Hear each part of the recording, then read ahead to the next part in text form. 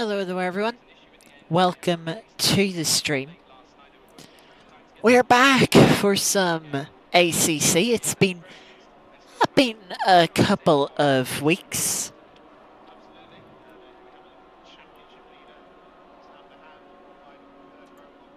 But welcome. Camera's now down here. Yeah, things have... I've changed my setup stuff, if you might have seen. I've shared this on YouTube, I've shared this in a couple of places, that I've recently just got a third monitor this week. It actually arrived on Tuesday before I streamed the World Touring Car Cup, but I only set it up that evening after stream for yesterday. And so putting that into place, things have moved around a little bit. Camera's in a bit of a different position. It's a bit lower down, as you can see. Every time you'll see me looking up here, this is where I've got OBS now. But yeah, I should maybe have the things in a different place. Anyway, we're not too far away. Yes, our overlay is working. Looked like it wasn't there for a moment.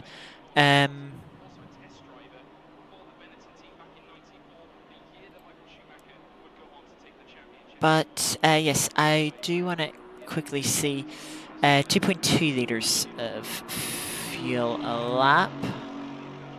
And then I do just want to get a quick calculator up to do the usual calculations of how much fuel we are going to need. Lap time seemed to be about 1:37s.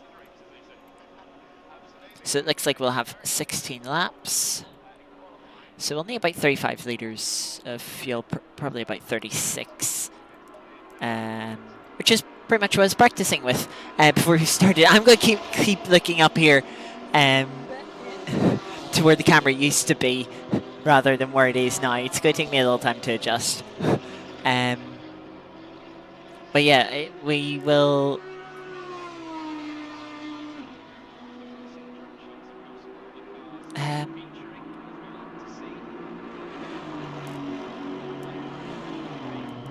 yeah, we'll need at least 36, maybe even 37 to be safe.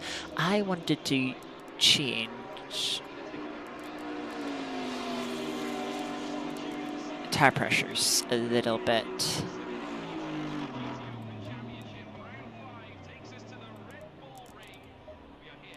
Try that. Maybe one more there. We'll see. We will have time. This has a 20-minute qualifying session, if I'm remember correctly. It does. So 2.2 litres a lap times that by 6, let's say, is going to be 13 litres of fuel. No, not 13, 14. It's going to be like 13.2, which of course then rounds up to 14.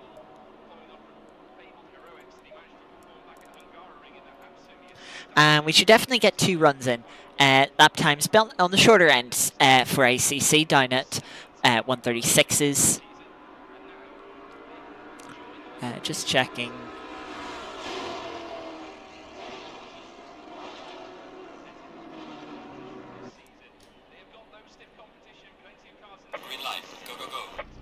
Right, we're down towards the back of pillion, so I'm going to wait a minute here. Yeah, the calculation, we should get about 15.5 laps done in the time. So that does give us margin for safety. It's not going to be a lap longer, despite the fact I used 1 minute 37 lap times for the race. Of course, you lose a little bit of time off the rolling start as well.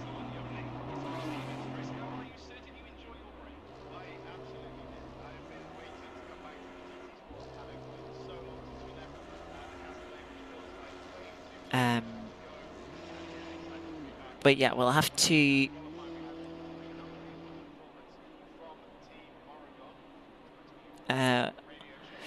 wait a little bit.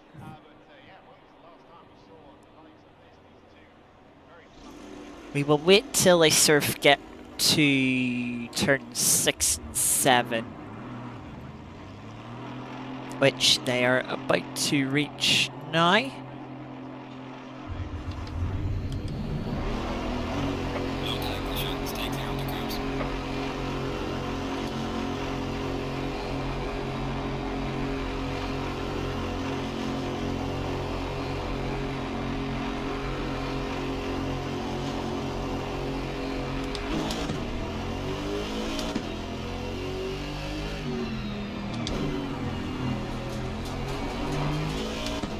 I'll head out on track.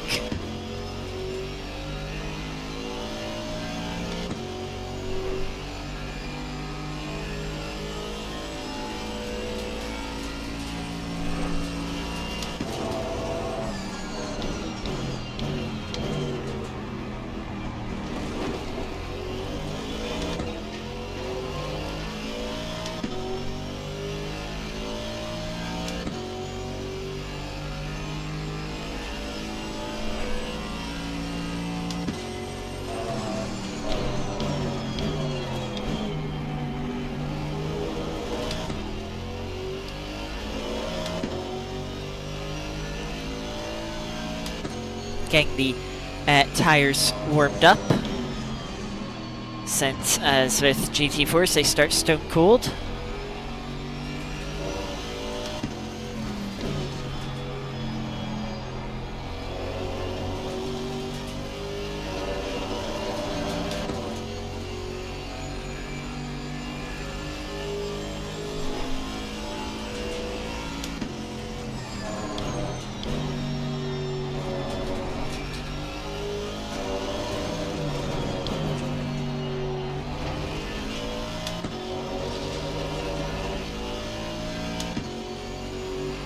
Getting some decent heat into the tyres now, but still want to get some more heat into them for their optimum temperature and pressure.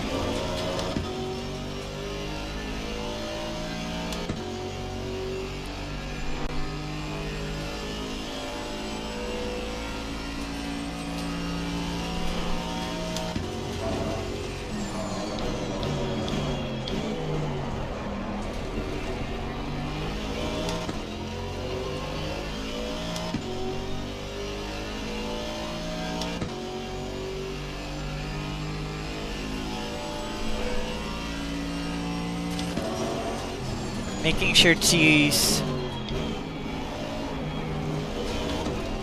full track width, especially on the entry to corners.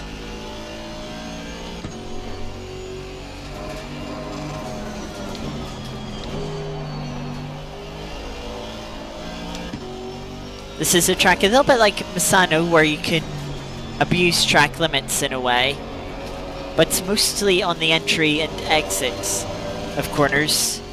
You can't really abuse the apexes as much as you would at Misano.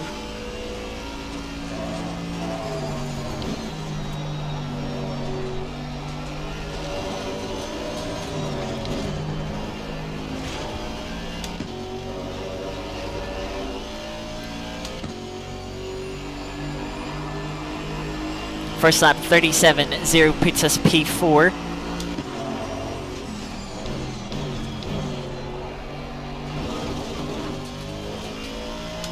Definitely able to go quicker.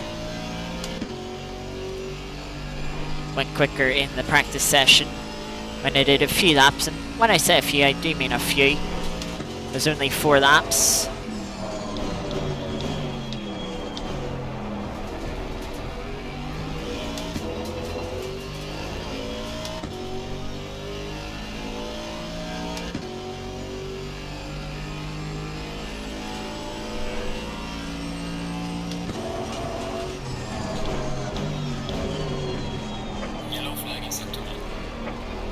A little bit deep here at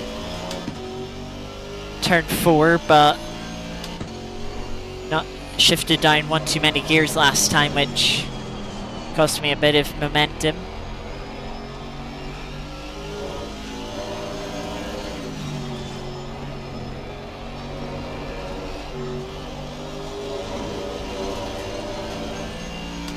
Very close to the gravel there. I've slightly overpressured the right hand side tyres.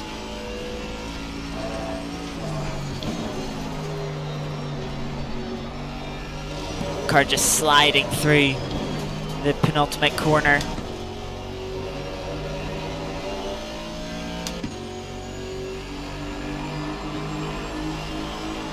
A little bit slower than we were last lap.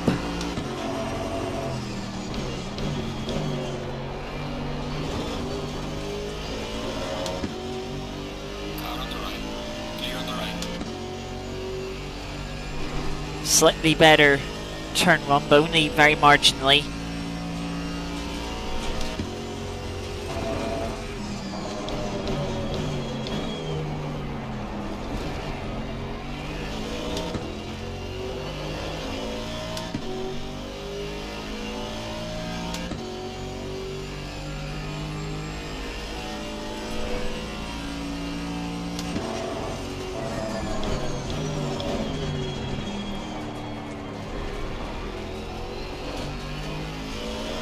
Seems like finding a bit of time there at turn 4.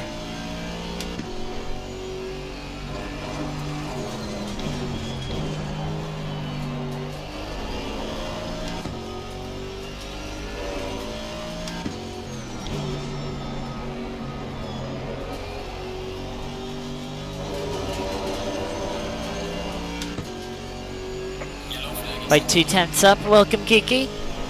Good to see you.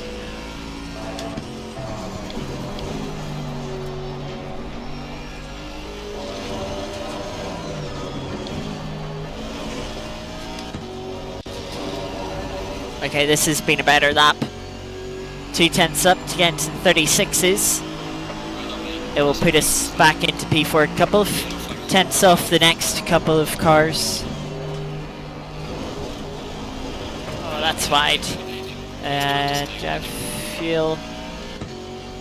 oh, with these tire pressures, probably not worth it. Continuing on. We're just in the middle of qualifying here.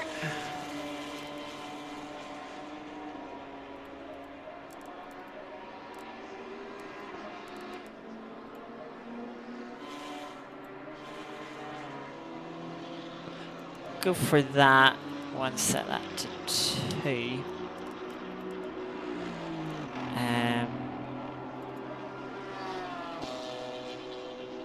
I will go for 5 laps of fuel instead.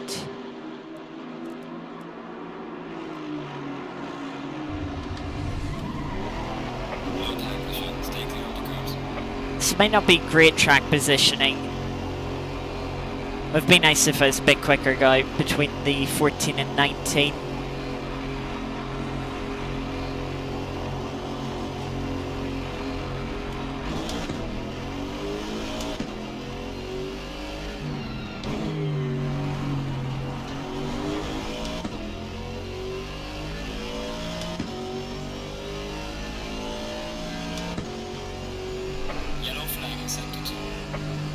After this BMW go.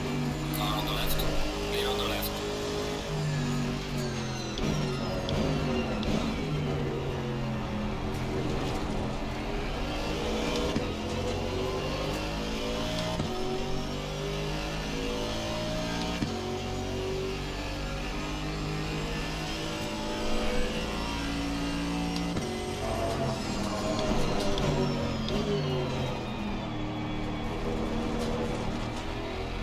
Aston behind, aborting the lap that they were on.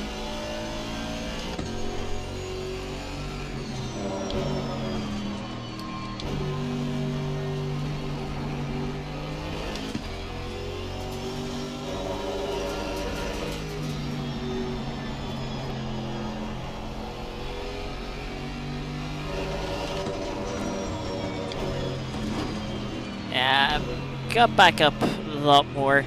There's a gap here before the 3 comes round.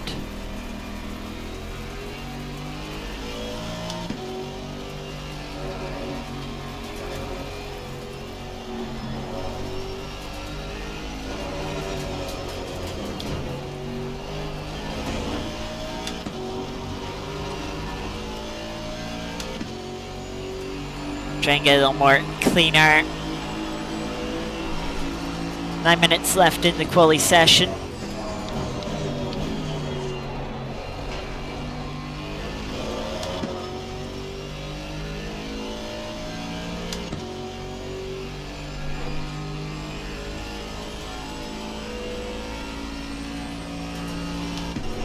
Yes, it is the Red Bull Ring. Yellow flag ahead. Watch out in front. Yellow flag. As the title would suggest.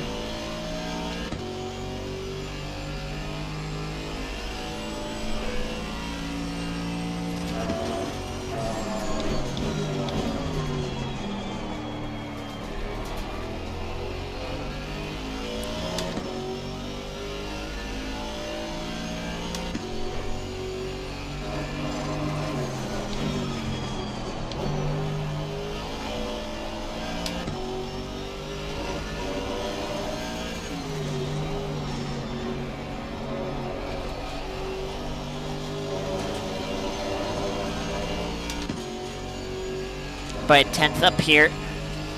Won't gain us any places.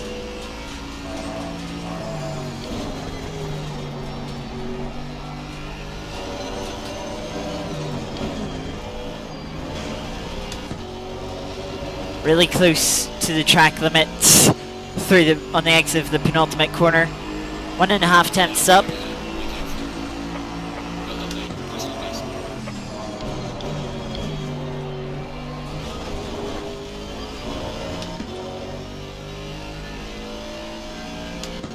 Finding half a tenth into T1. Yeah, really don't need much more time to try get a couple more positions here.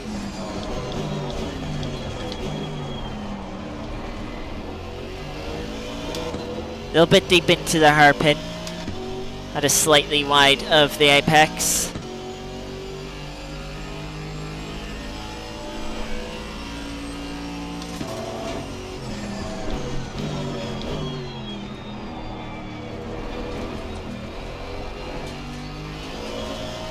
A little bit slow through turn 4. Wanted to see if I could hook the car up on the apex to try and carry a little more speed through the corner, but didn't really work out.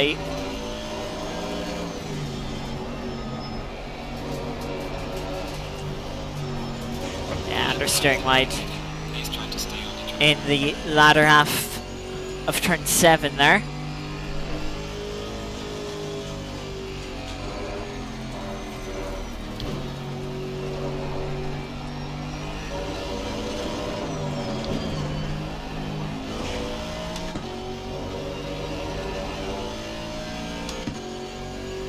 Now the left hand side pressures are a little bit on the low side.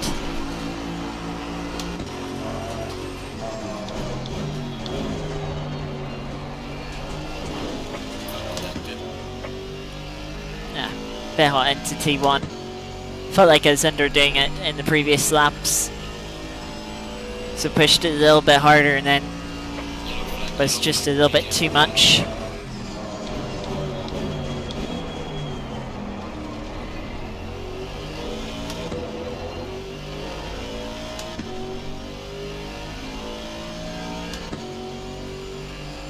Have one more lap of fuel.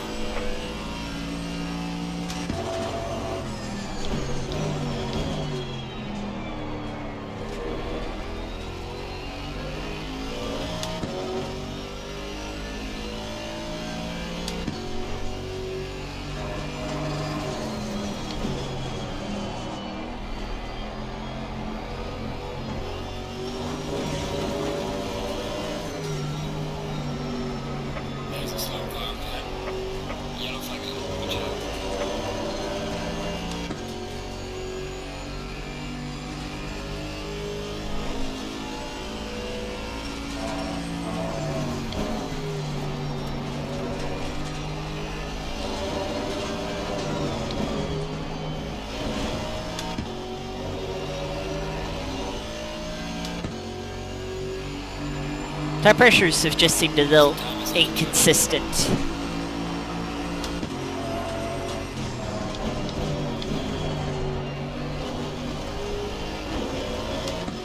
Good run through T1 there. This 10th is crucial.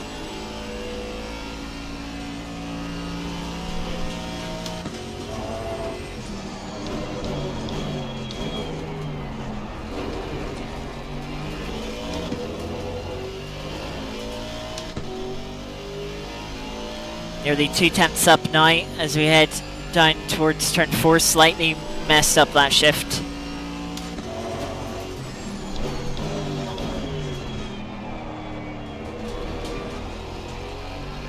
Good exit out of T4. 10th and a half up here.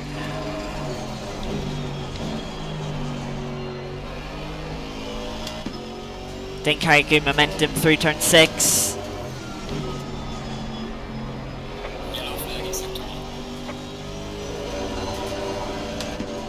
They'll bear through turn 7.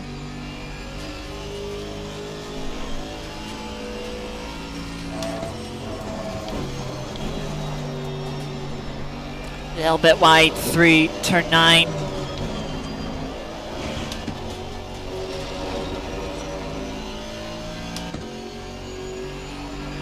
Scobie 700ths up, puts us up to P4.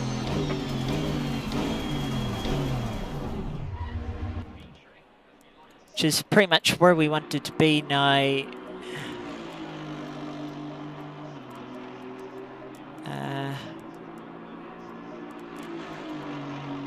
Let's do that.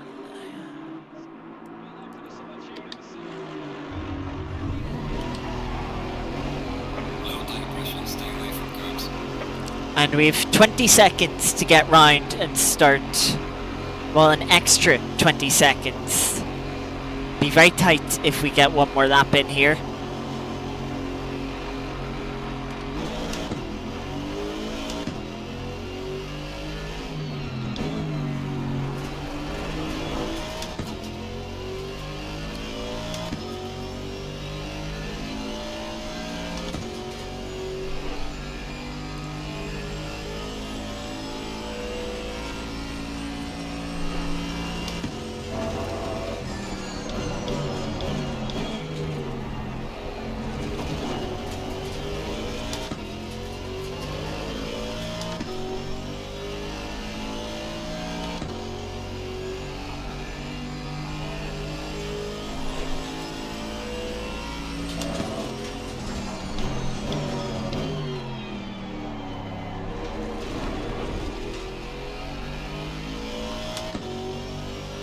Just trying to get whatever temperature into the tires that I can.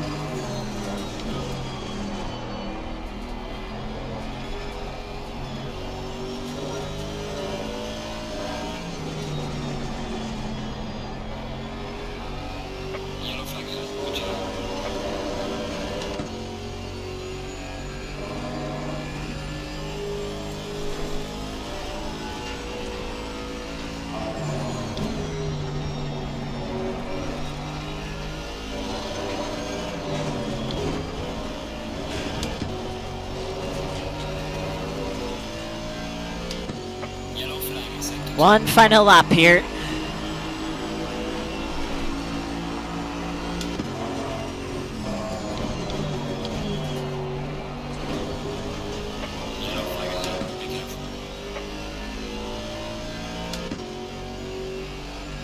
Tenth up as we approach turn 3.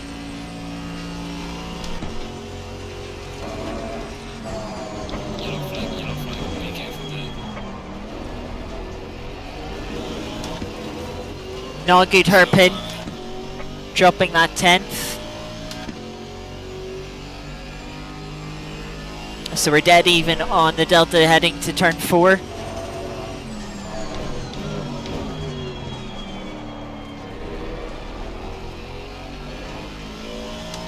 Picked up a little bit of time in turn 4,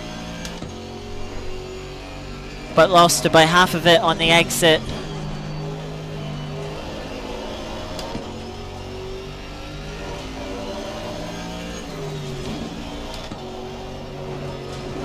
Oh, I got on the grass there. If I didn't get on the grass there, I could have had a 10th and a half. Could have put us up into P3, which would have been nice. Oh well. Let me get rid of that.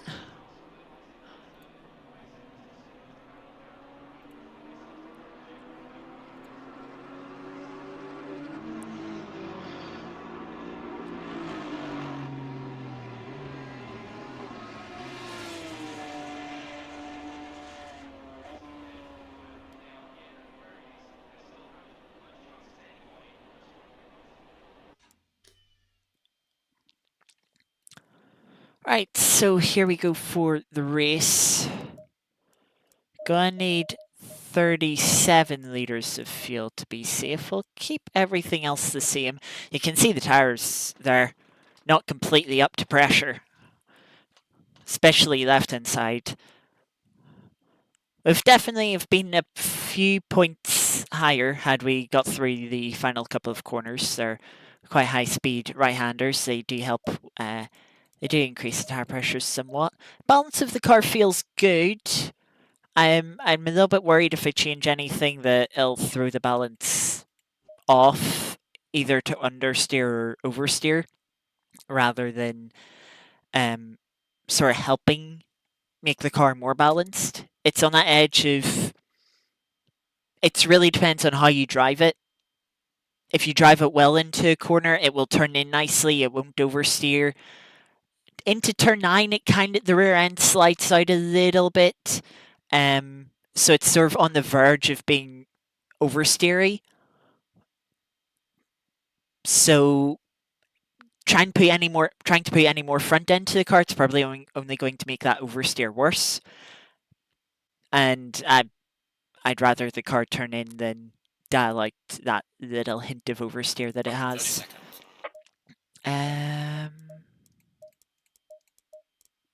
Yep, everything is good. So we will get going.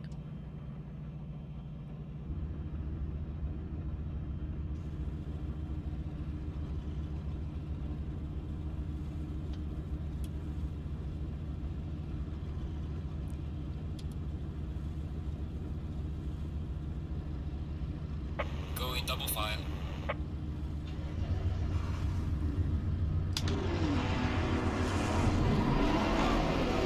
Low tire pressure, stay away from curbs.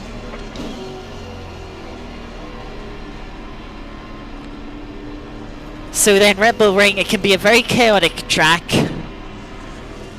Things really kind of narrow up on the apex of turn 1 and turn 3. And turn 4 a bit too, to an extent, but not as badly as the first main corners of the track. So the main thing here is to avoid chaos.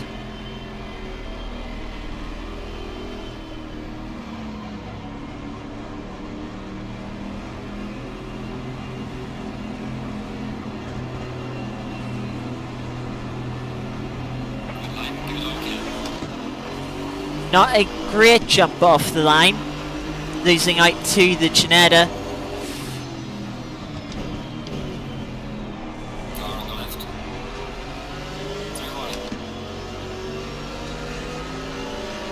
Something happened off the start.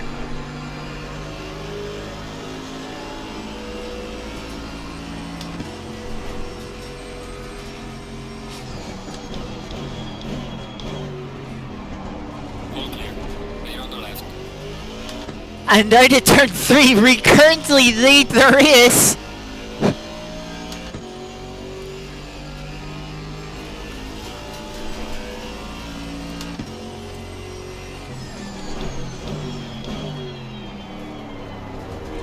I did not expect that.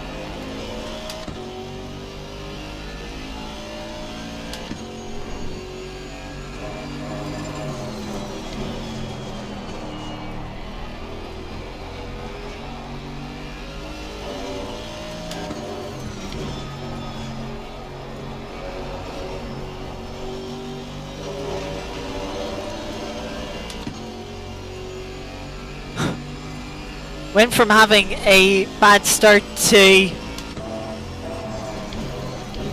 right place in T1.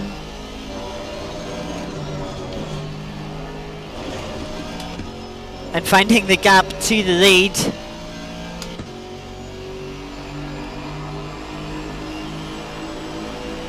You do remind me, Kiki.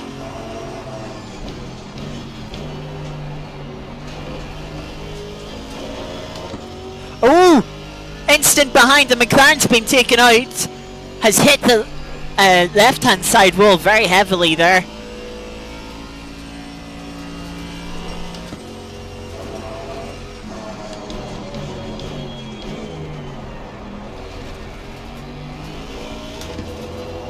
And there's side by side fighting for P2.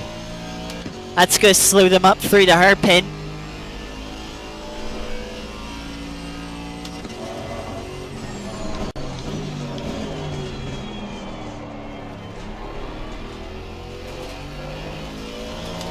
Looks like the Porsche's won out against the Maserati for P2.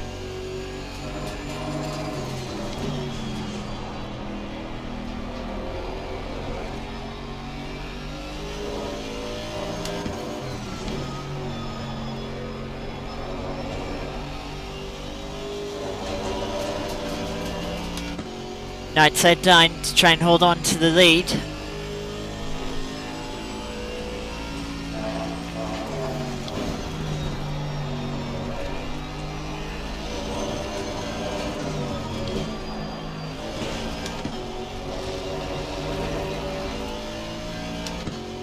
Gotta be careful not to pick up track warnings, it's very easily done on this track.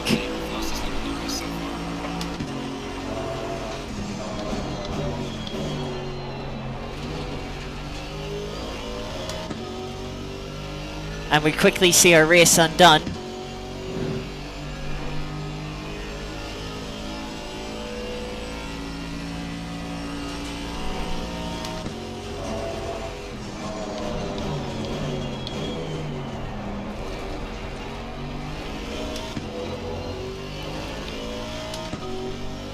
Gap to second, 9/10.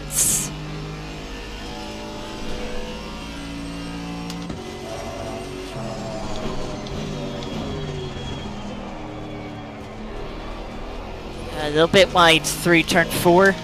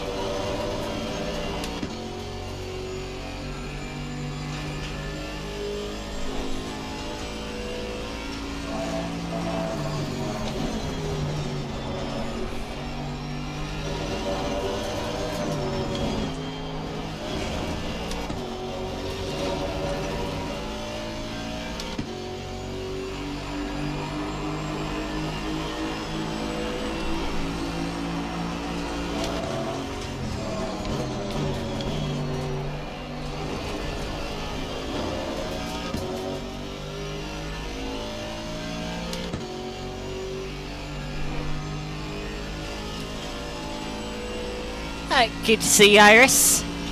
We've not long started this first race, sorry, but it's been a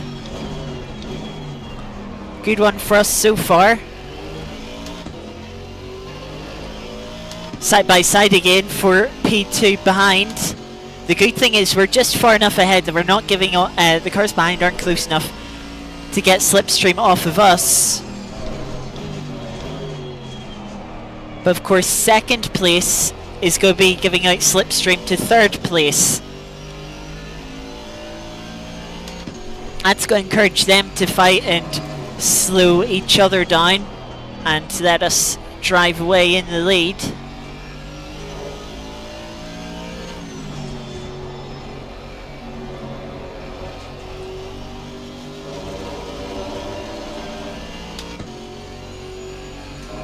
Those two left-handers seem to be my weaker corners of the track.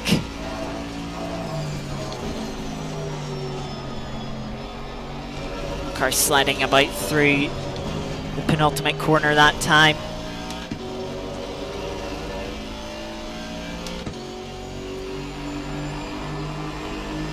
Yeah, per final sector.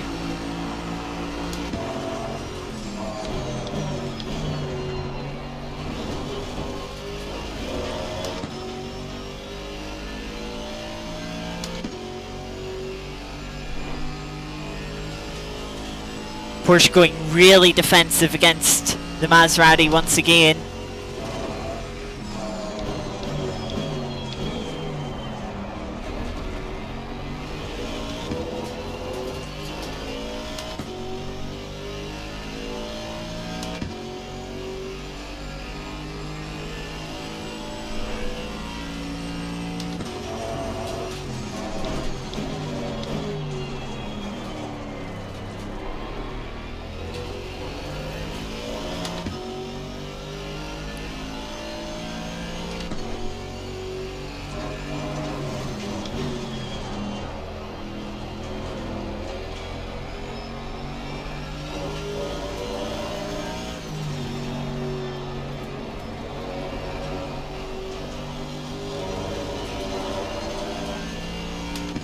Porsche really closing in this lap.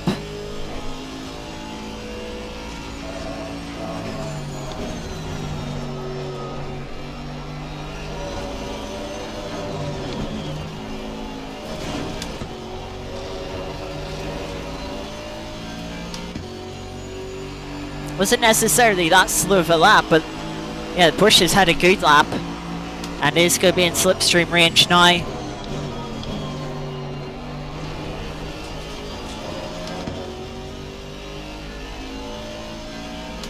Got a good run through turn 1, which is got us a little bit of a gap to be safe into turn 3.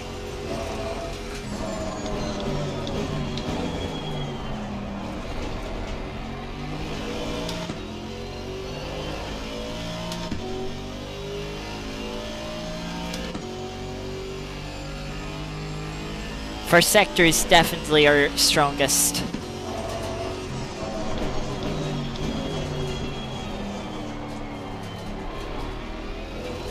Yellow flag is sector 1.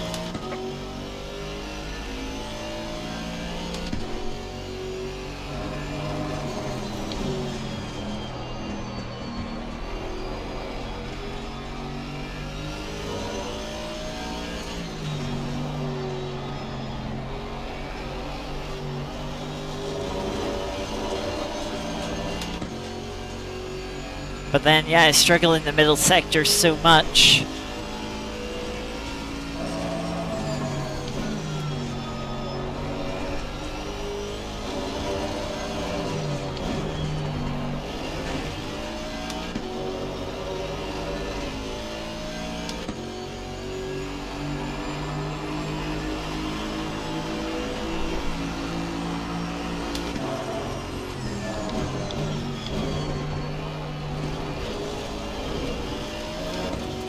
That's going to be a track limit warning. Warning for exceeding track limits.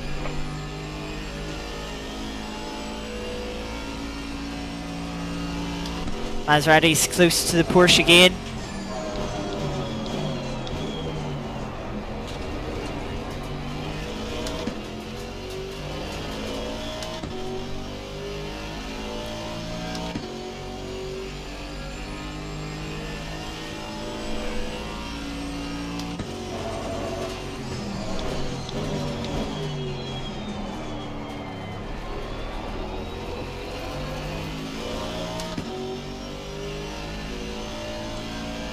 Just been a little bit wide through turn 4 like every lap this race. Yeah, I'm using the same reference point as I was in quali, so not really getting why I'm struggling so much with it.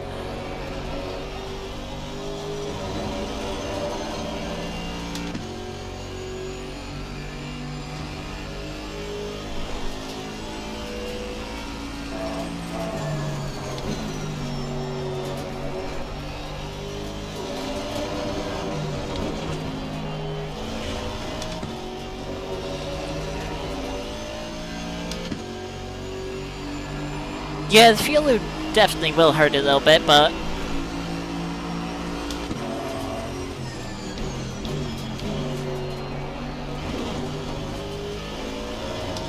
definitely feels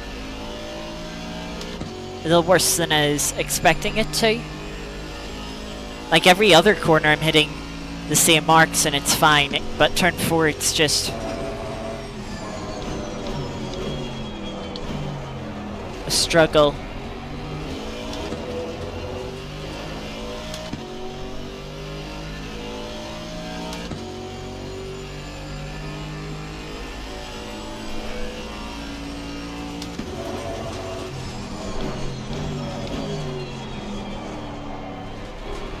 That was better this time.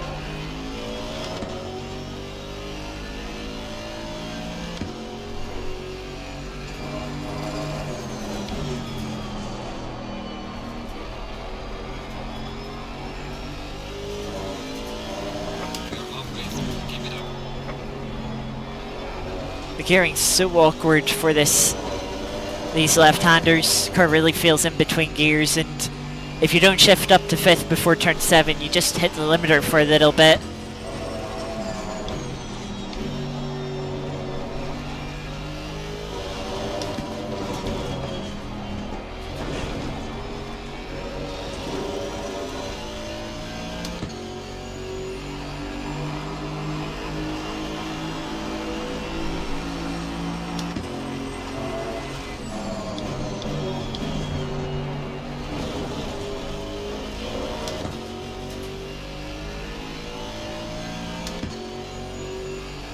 So it's a three-way fight for first. Fourth place, the Camaro has dropped off by a second to third.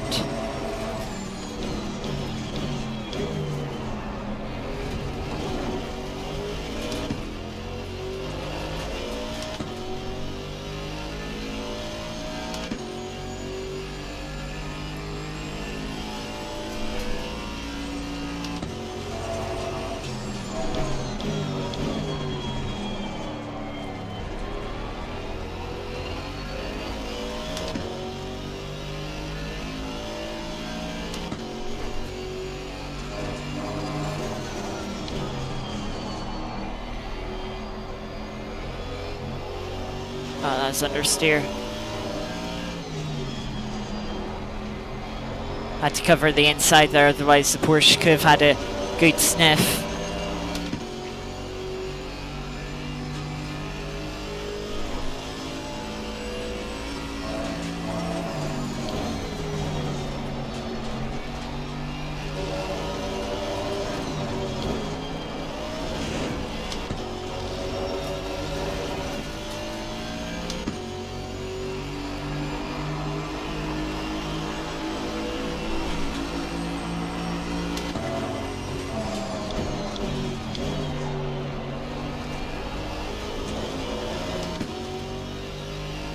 Porsche is in the awkward position of they want to attack, and they're certainly close enough to attack, but if they do anything too rash, they'll lose out to the Maserati behind in third,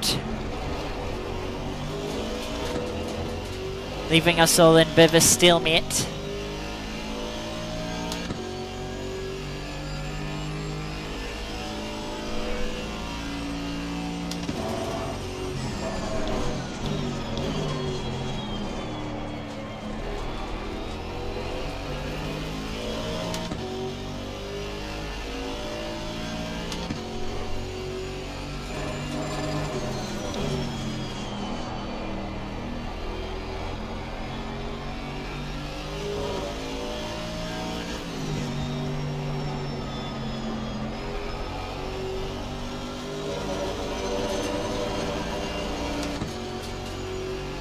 Porsche has a run here.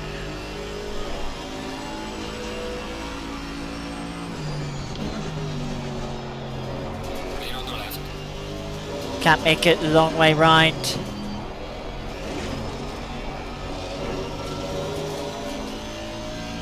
And look, that leaves the Porsche vulnerable to the Maserati now, who has a run. They're going to be side by side down towards turn one.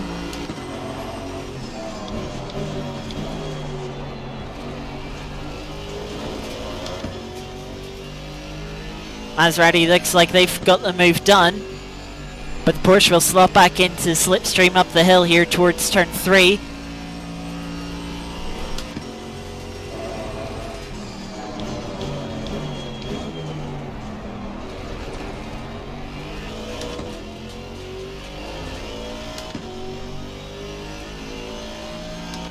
Look at that, they've dropped a second.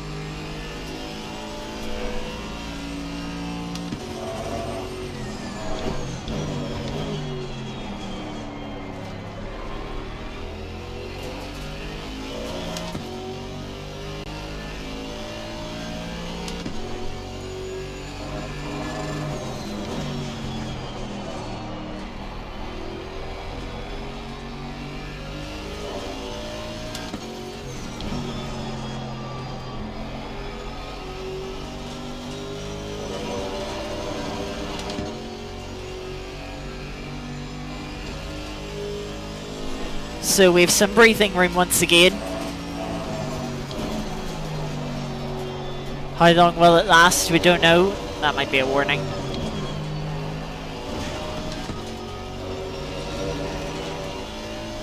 Warning for exceeding track limits. Yeah, the car just slid out under me.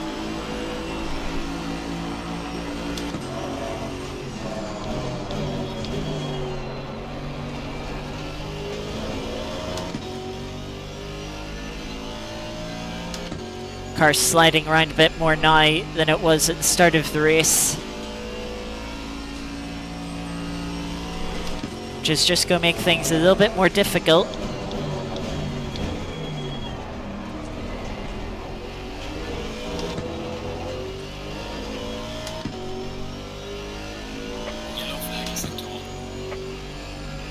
Maserati's broken clear of the Porsche as well, second gap between them two.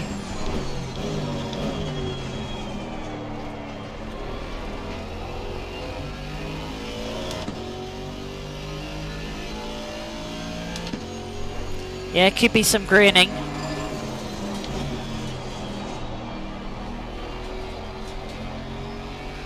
Can check after the race.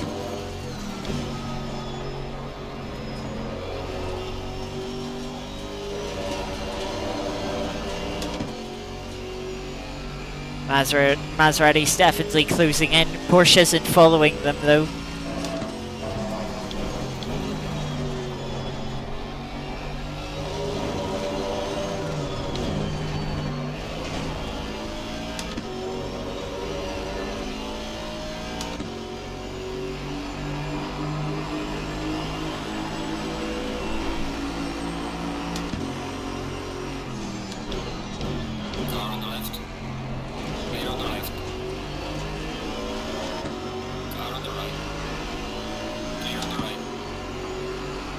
They just have a little bit of overlap. Clear on the right.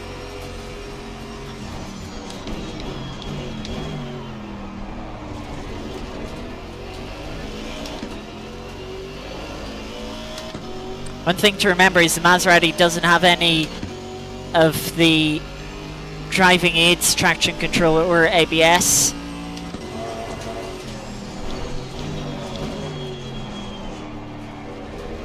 So it is a little more difficult to drive. As such, they probably can't be as brave as you might see from other drivers.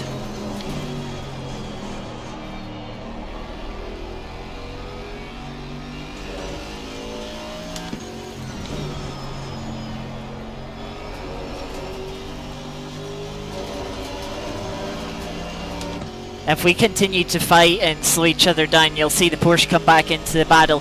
And they're not going to be alone this time. The Camaro is on the back of the Porsche.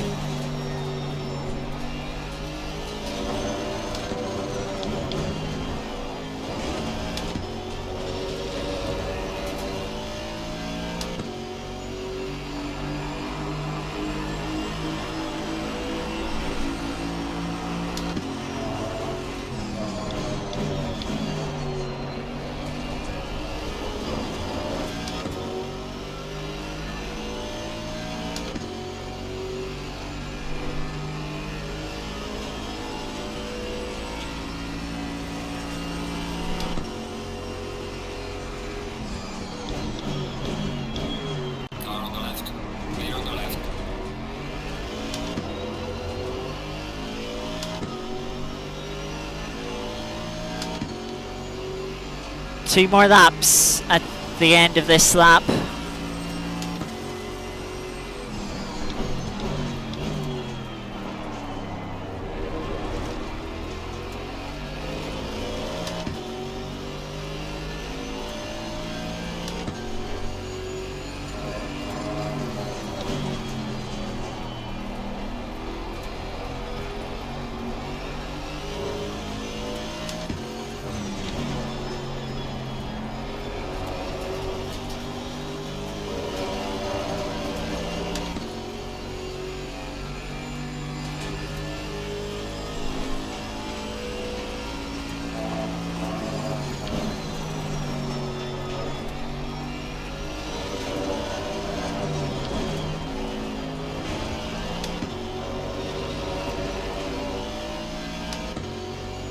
To be honest, I think I might have been slightly over driving, because now I've kind of relaxed a bit to make sure I'm not running wide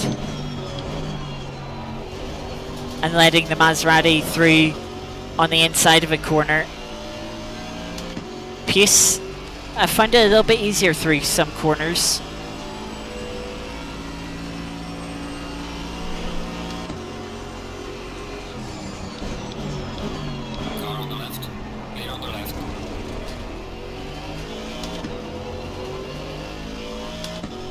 Look at the Porsche in the background.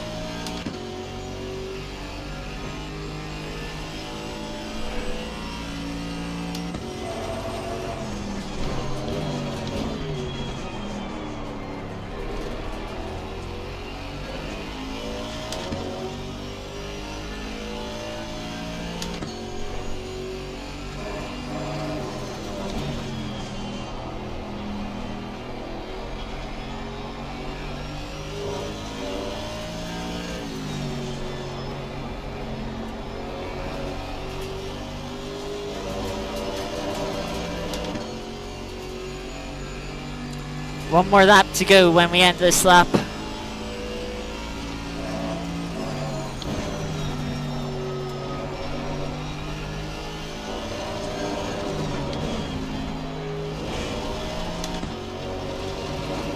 It isn't going to be an easy lap for sure. Right, we've just started the final lap of the race. It's even. Bring it on. Car on the left. Clear on the left.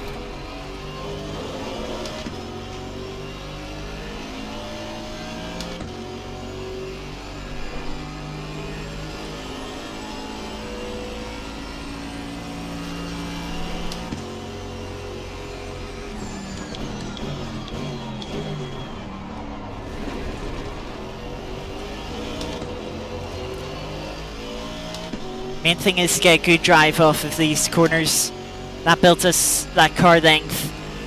That makes sure the Maserati isn't close enough to make a move into the next corner.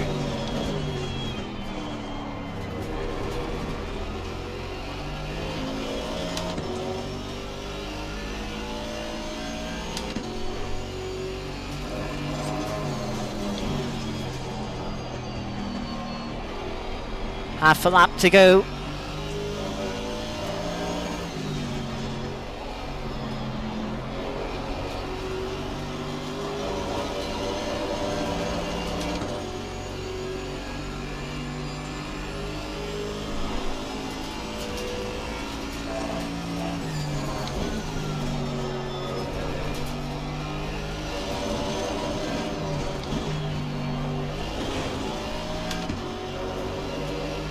Maserati closes up, will be too little too late.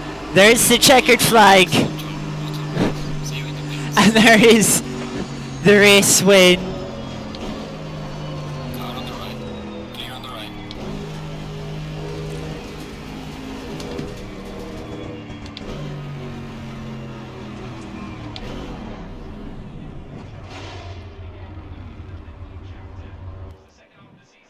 Tire set 5 that was. Do want to check. Let's see. No, there wasn't any graining on the tires. But given that was only a 25-minute race, they are fairly worn. That's about like 0.7 across all the tires. The pressure seemed pretty decent that race.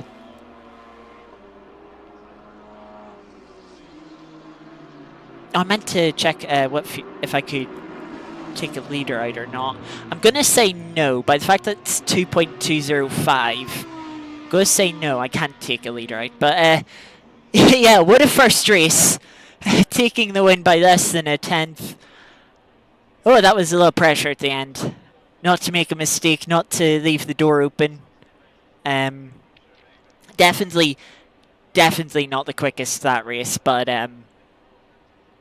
yeah, fortune, the luck was on our side at T1. Find the gap, save replay. There we go, replay saved.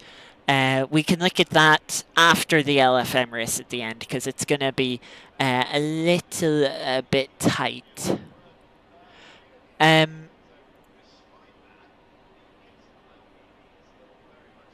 I'm not expecting to even be on the podium because we were 5th? Yeah, 5th in qualifying.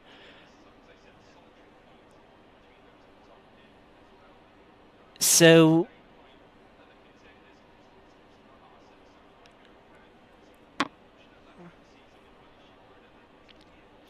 fifth in qualifying, so it's, you know, we're starting on the third row of the grid. We were P6 going into T1, and we came out 3 wide for the lead, and had the lead by ourselves out of turn 3. Yeah, 3 wide out of T1 was just really lucky that the gap was there, that we were able to carry the momentum through T1, and everyone else being slow for whatever reason. We'll check at the end. But yeah.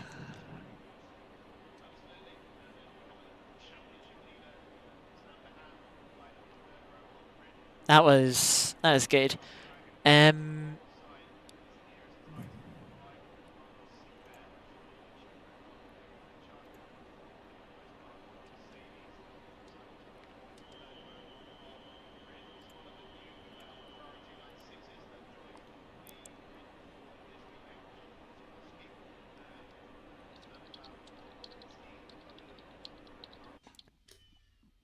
There we are, ticks over. In P4, were we P4? And a qualifying, yeah, we're P5. Oh, the McLaren number 7 had to, must have left the server.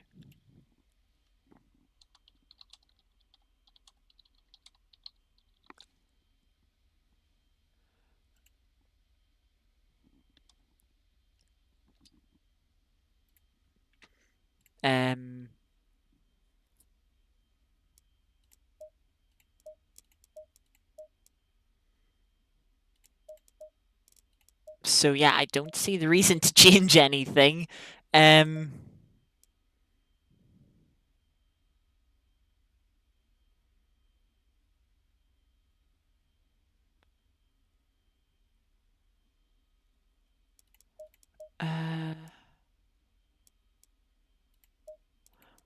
Tires on max camber.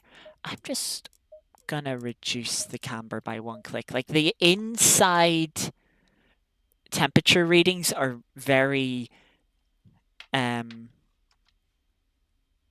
are much higher than the outside, so I'm just going to see what difference that makes. Hopefully it doesn't hurt us. That's why I'm only making 1 click, in case it isn't a good decision. 20 seconds.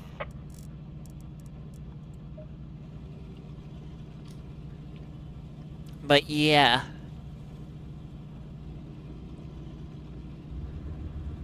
So yeah, we'll be starting on the second row on the right-hand side. We'll switch over once we get rolling here, with the McLaren having lost its grid spot.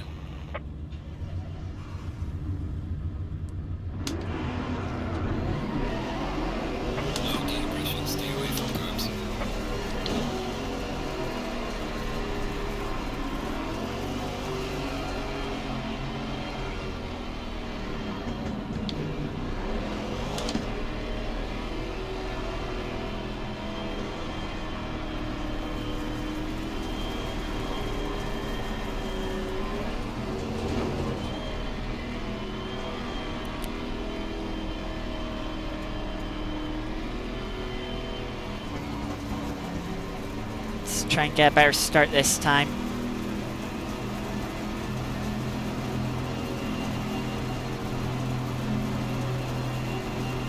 Green light, go, go, go.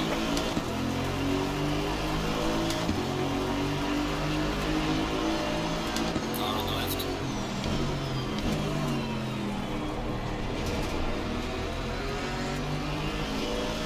Maserati was a little early on the brakes, but I think that's because the leader pulled over in front of them. Car on the left.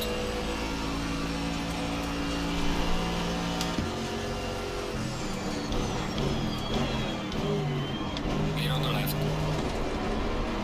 Look at the slide from the Maserati, struggling without traction control. Just got slip over in front of the Ginetta, trying to fight this Porsche that we were fighting last time. Car on the left.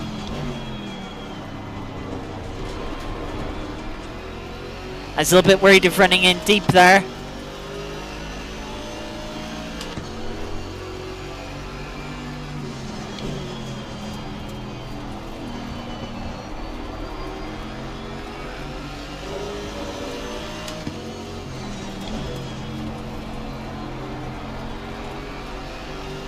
Side by side with the Porsche.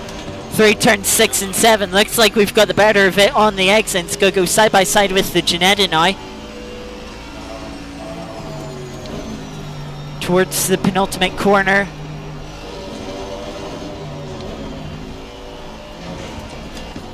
These are two corners you don't ideally want to go side by side through. The Porsche has lost out on the outside and has dropped back a few positions.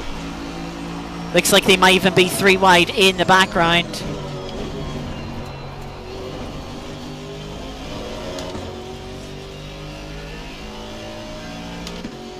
Side by side for the lead as well in front of us. Maserati on the outside.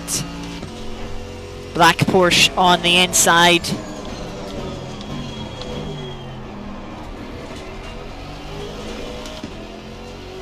Looks like the Maserati's going to take the lead.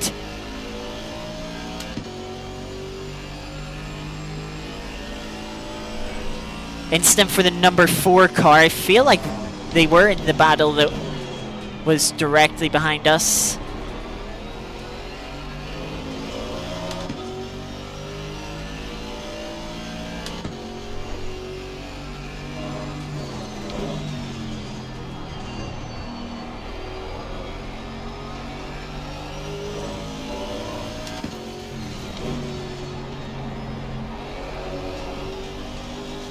Trying to just take it easy on the tires, even though we didn't have any graining on them last time.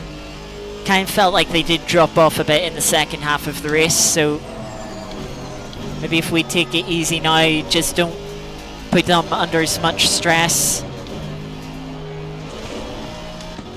we might find that the tires are a bit better in the second half.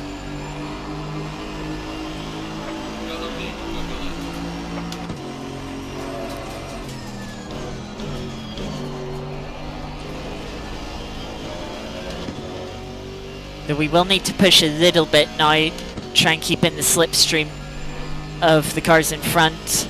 Porsche looks like it's trying to come back at the Maserati, sorry, to retake the lead. Maserati goes defensive into turn 3.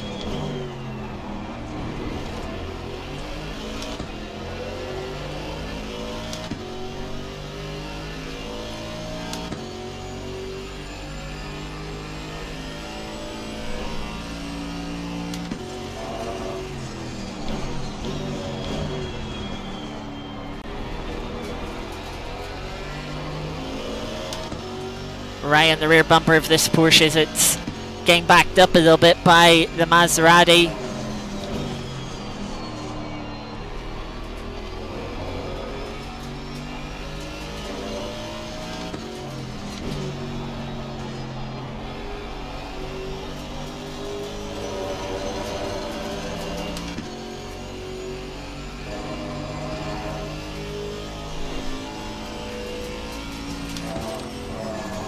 Porsche having a little look towards the penultimate corner. Maybe it's off-put the Maserati a little bit as they're a bit messy through these final couple of corners, but not messy enough to give the Porsche an opportunity.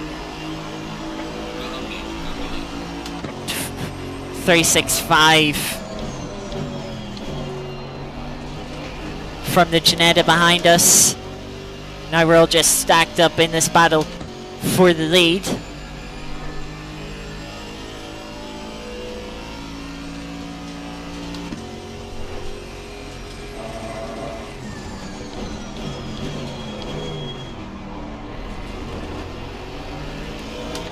That would have been very close with the Porsche. No damage this race so far.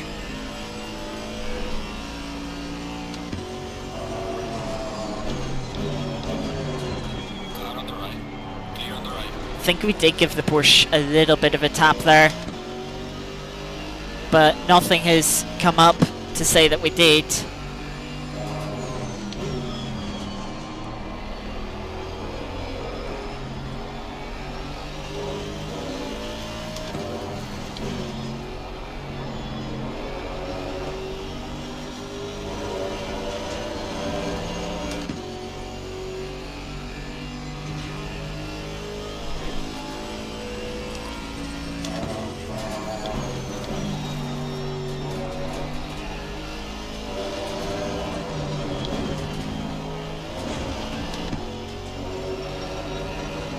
all the cars around us using the full extent of the track on the exit of the final corner. Oh, that was worrisome.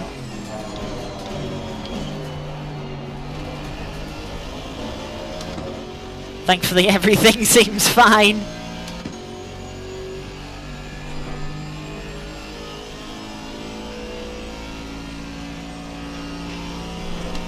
Good thing that happened while we were on a straight and not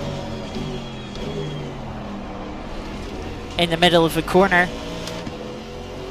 Don't know if that was on my end or server side. Either way, everything is alright. We're carrying on. No damage.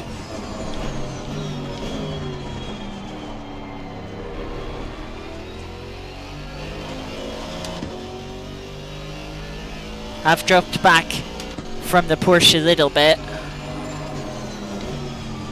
Maserati out wide here. Porsche having a look up the inside. Maserati trying to close down that door through turn 7. Holds on for now. Lucky to get away with running wide there.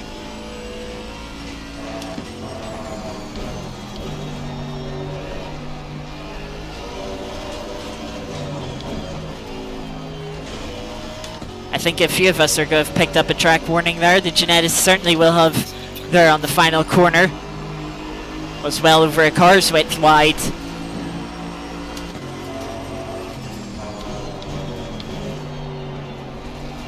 I'm going to pick up another one here too.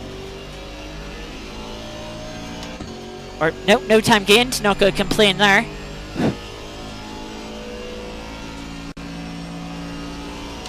Gaps just opening up by a car length or two.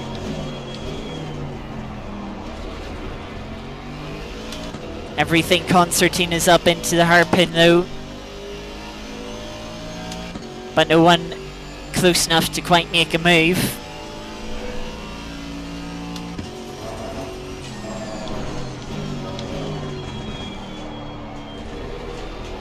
Maserati looks to be making a break for it now.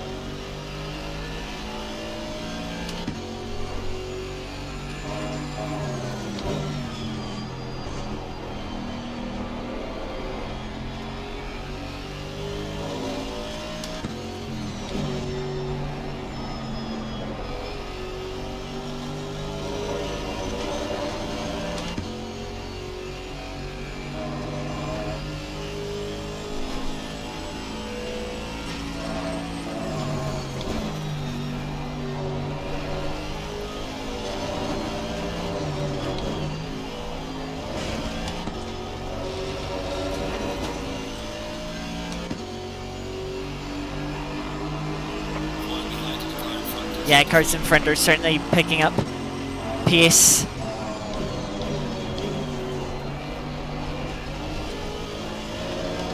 Maserati quite wide there, T1.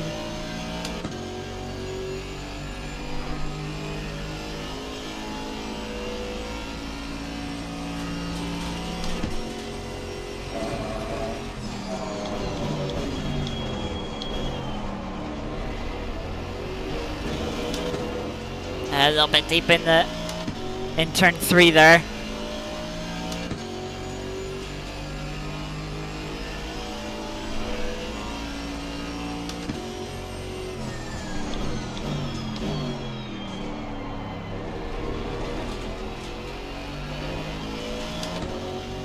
Might have to start defending, which isn't good. Gonna drop me definitely out for sure out of the slipstream of the cars in front.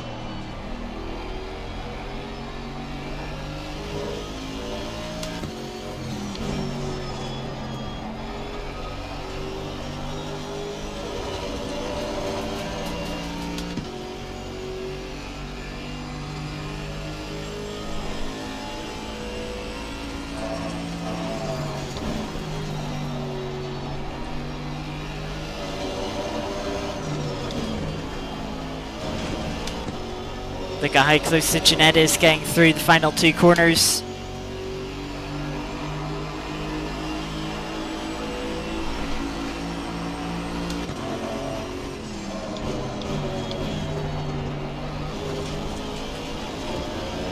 Ginetta nearly ran into the back of us.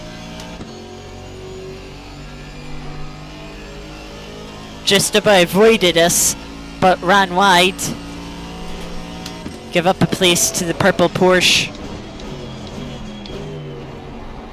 In doing so,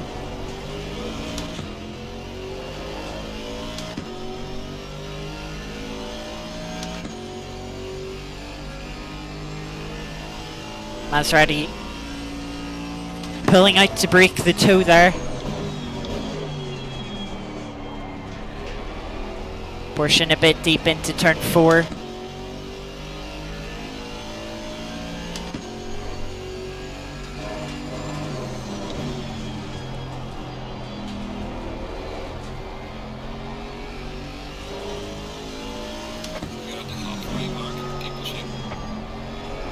Black Porsche is definitely putting the Maserati under a lot of pressure again. Fortunately, they're about 1.5 seconds up the room now.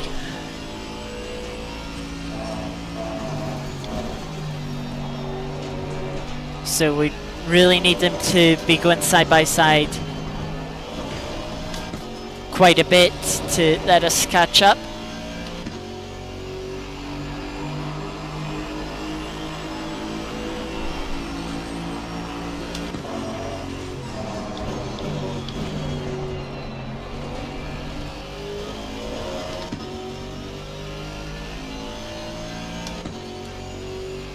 Now, we held on in front of this purple Porsche last race.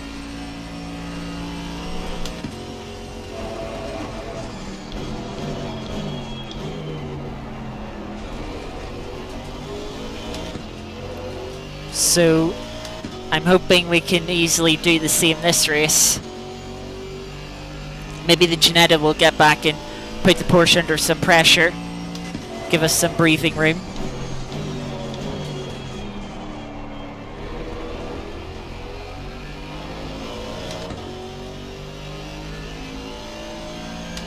Black Porsche putting the Maserati under a lot more pressure. Maserati having a big slide here through turn 6 as I get a load of understeer and run wide. Porsche's got to the inside of the Maserati.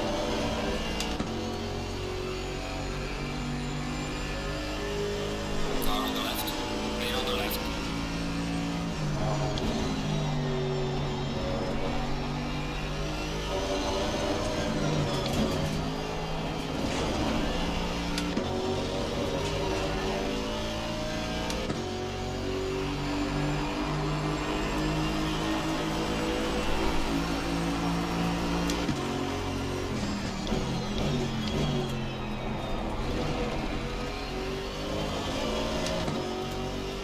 Porsche in front hasn't got the move done, despite the opportunity that the Maserati gifted them. Now the Porsche behind us is having to defend a bit. Car on the left. Main on the left. Ginetta getting up there inside.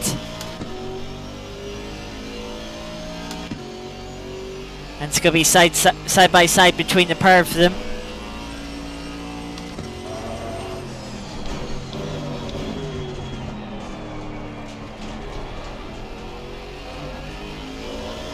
The Ginetta taking back P4 in the end as the Porsche falls back.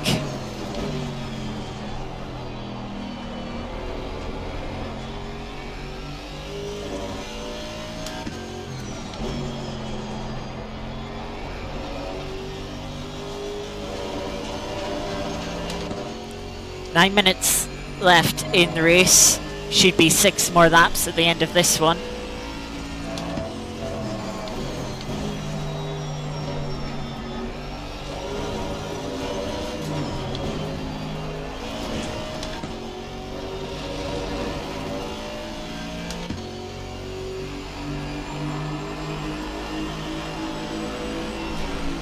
Identical time to the Porsche in front last lap.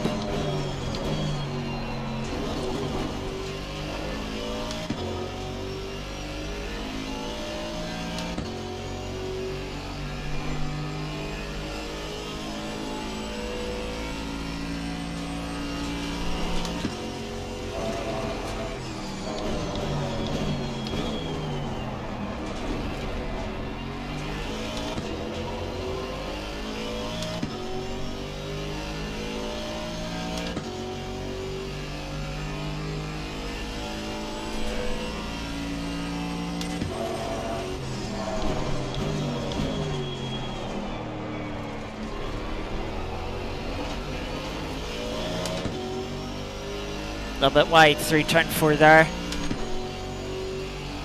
As front 2 are going at it again.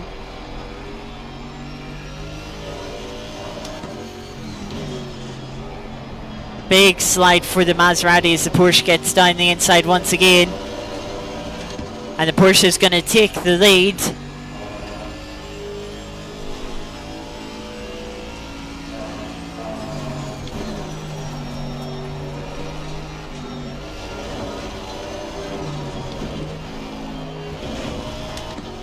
Porsche's pushing hard to try and get a gap as they ran wide. And everything has closed back up now.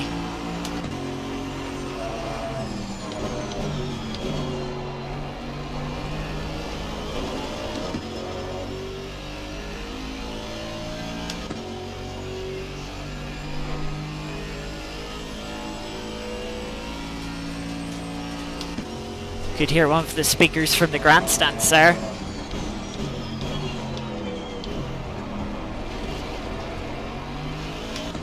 Having to be a little bit careful there not to get into the back of the Maserati.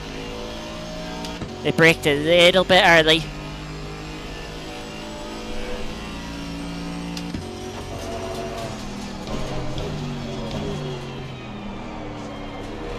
Maserati sliding out in the middle of turn 4 there.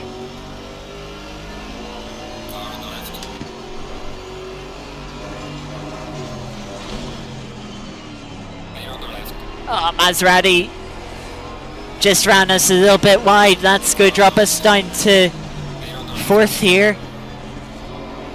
Behind the Ginetta.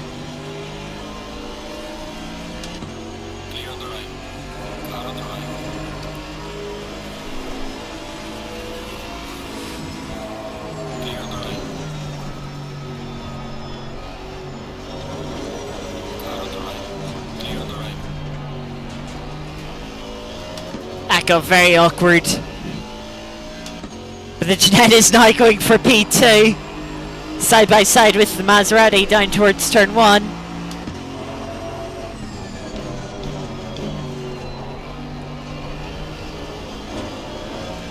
Maserati having a big slide through turn 1. That's going to give us a run here up to turn 3.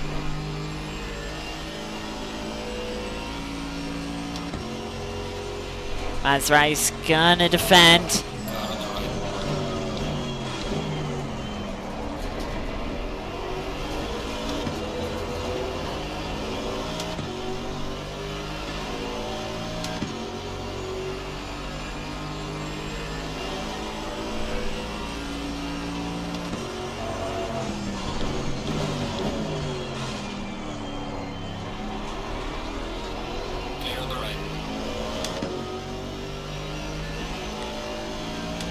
Maserati's gonna hold on for now.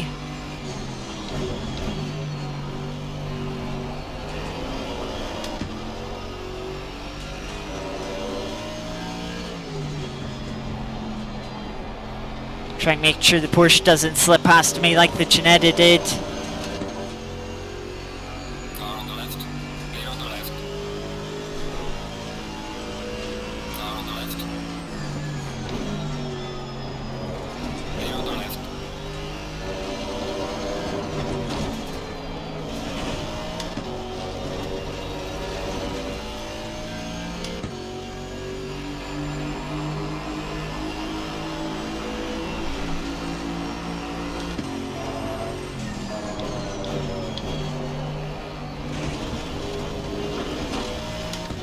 Big clunk on the inside curb of T1.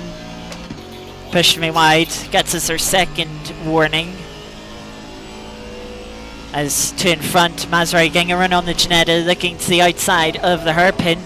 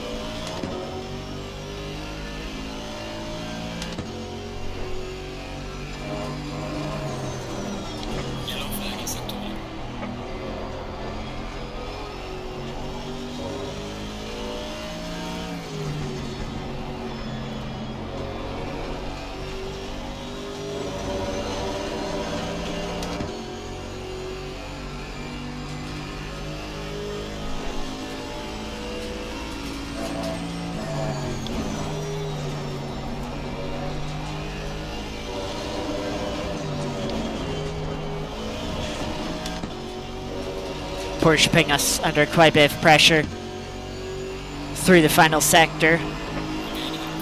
Closed in a little bit on the two cars in front. Maserati looking to the inside of T1.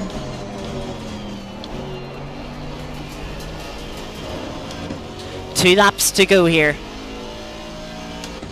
With the two in front running side by side through turn one, we have a run here on the Maserati. And the Ginetta.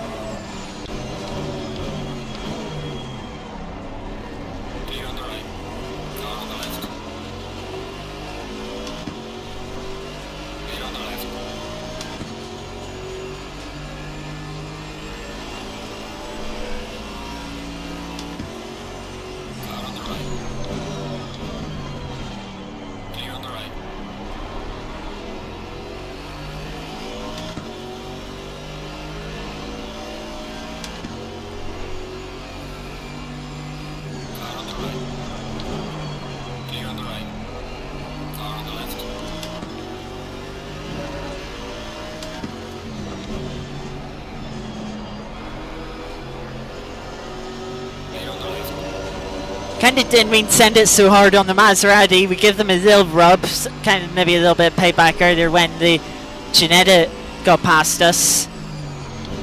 But then the Porsche snuck under us as well.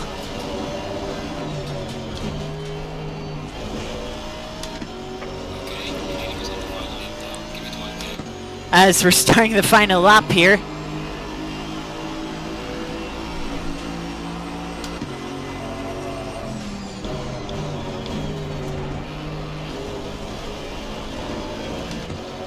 Maserati getting a poor run through turn one.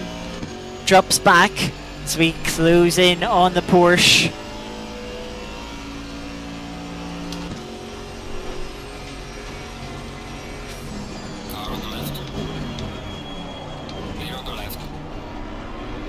Bit of a dive bomb. Again, didn't mean to be quite that aggressive, but for a moment I was a little bit worried of going into the Ginetta, but just about got the car pulled up. Porsche's run on the exit.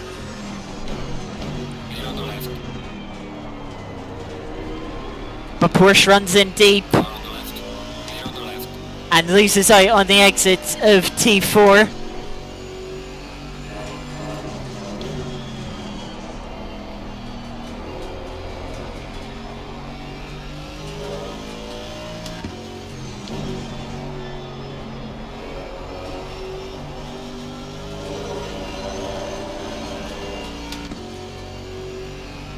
We've reclaimed a podium place and we should have the gap now to hold on through the final couple of corners. Leader pulled a massive gap in those final few laps, but as we come out of the final corner, it's gonna be P3.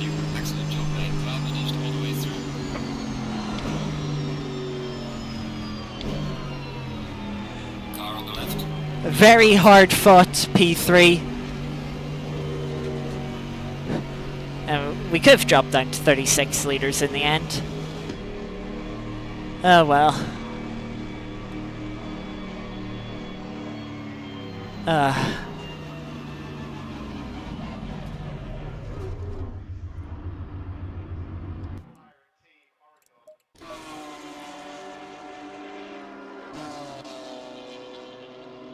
Yeah, there is the replay saved.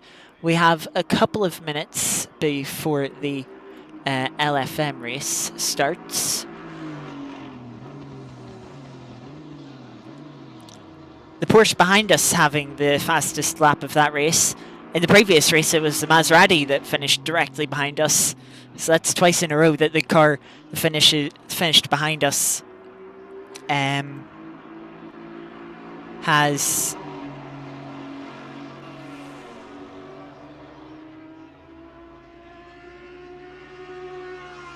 had the fastest lap, so there is confirmation of final results. The Maserati again missing out on a position by 0.092. It was the same gap between us and the Maserati in the first race. So yeah, Maserati missing out on positions by less than a tenth of a second twice now.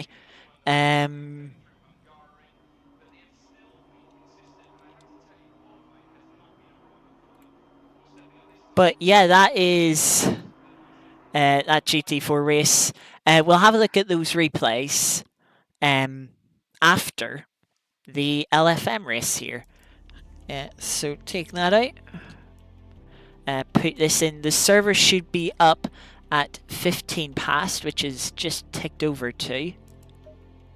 So we'll just keep refreshing the server browser here.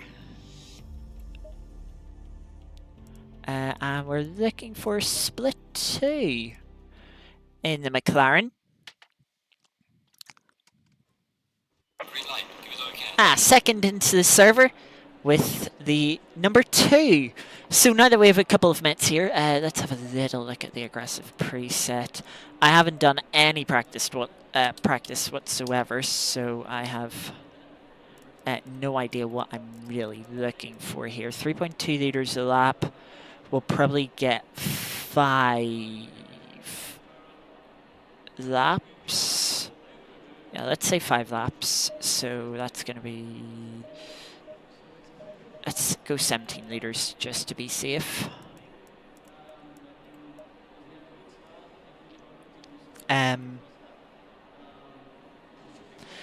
But yeah, we are in split 2.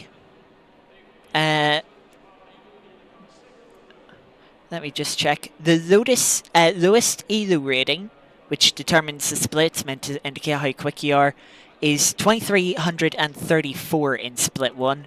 I have an ELO of 2075, so 250 points off.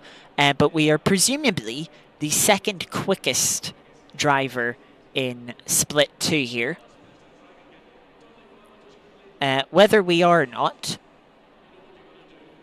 I don't know. We'll see. We will see.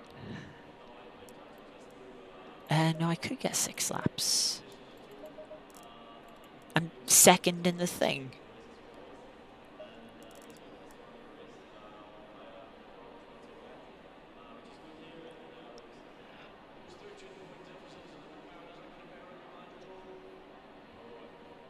Right, so a few seconds here. Only 18 in the server. There's meant to be 24. Green light, it was okay. We'll jump over the pit box. We're first on track.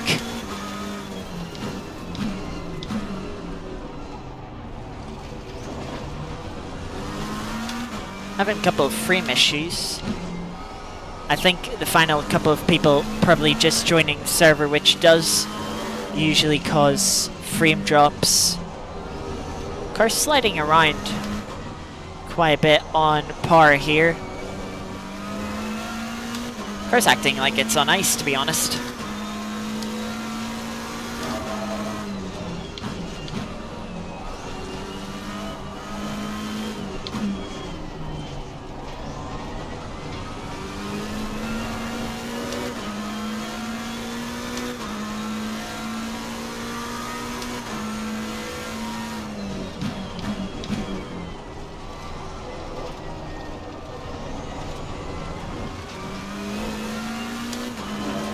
Go set the TC back to 4. Because the car feels very slidey, trying to put the power down.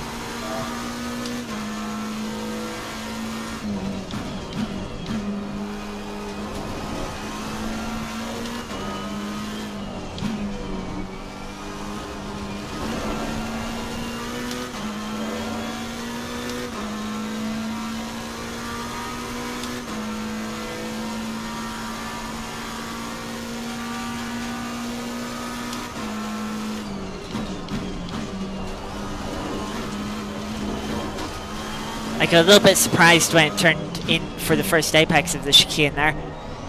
I'm so used to running the Nordschleife, which has slightly updated curbing there at the chicane that I was like, wait, that's not what I expected.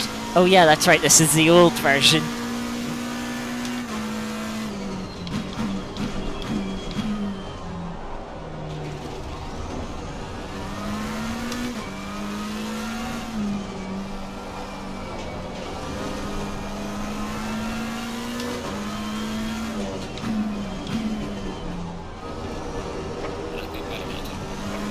Oh, that curb doesn't count.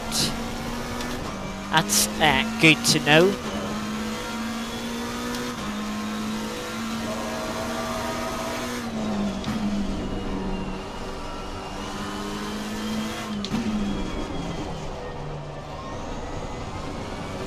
That is quite wide.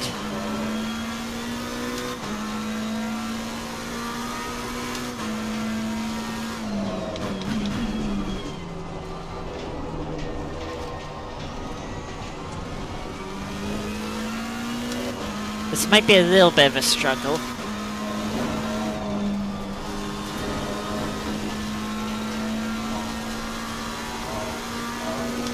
Not feeling very confident in the car.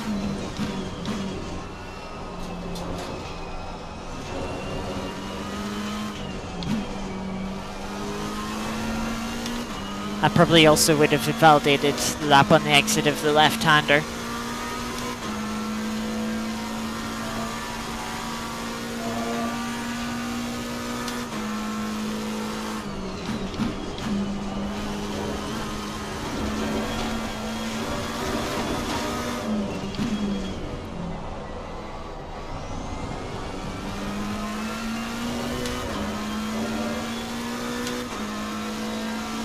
First lap we've been a 56.4, 55.4 from the car behind, so yeah, I do need more pace.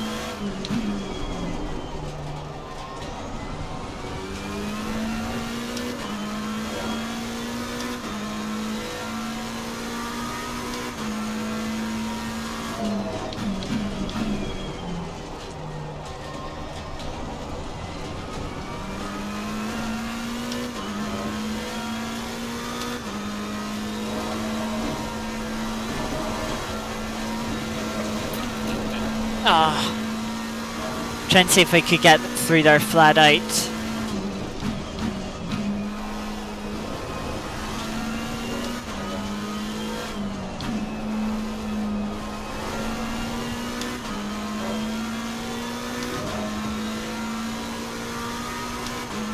I need to increase the pressures a little bit.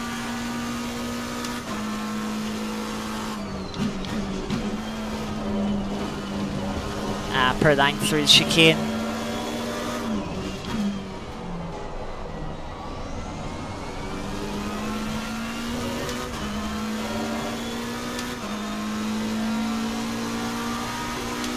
.55.5, much better time. 55.1 from behind though.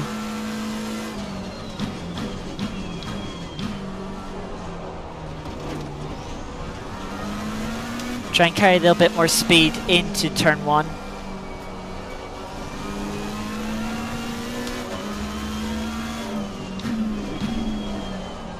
A little bit deep into this left-hander.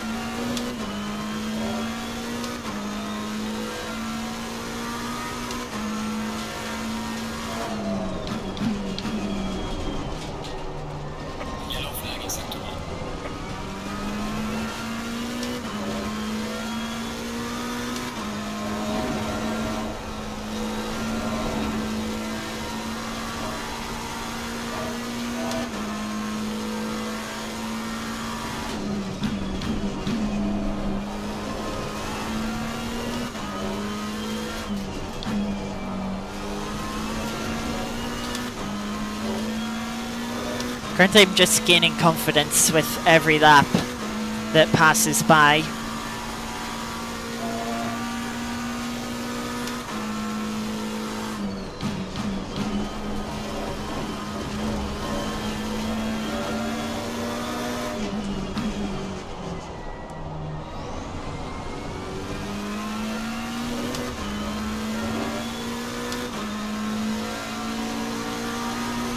54.8.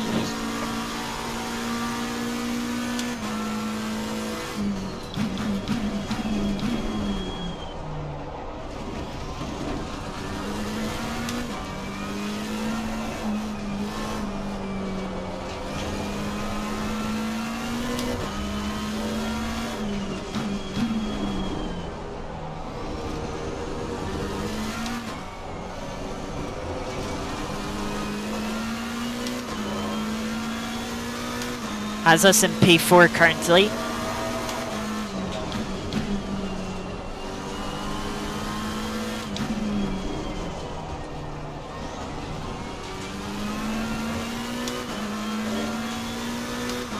Ever so slightly up on the delta.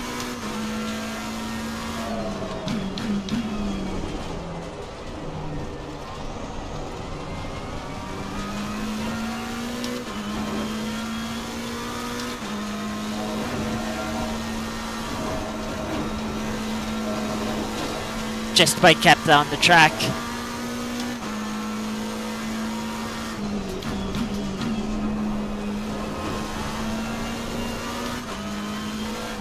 Yellow flag is active.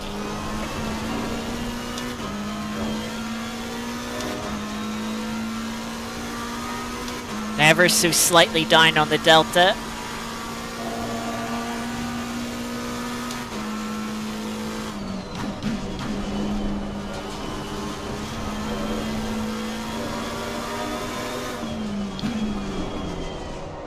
Deep into the final corner.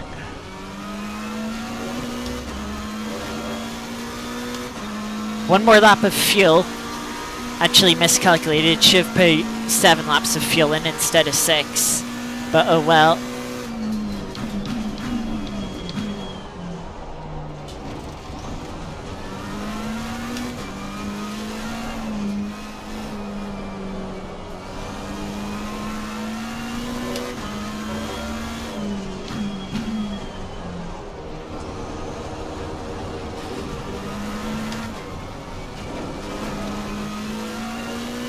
Car really wanted to slide around there.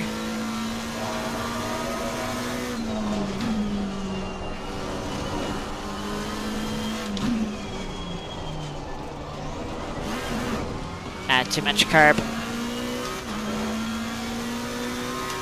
Might as well finish the lap, don't have a time for another lap.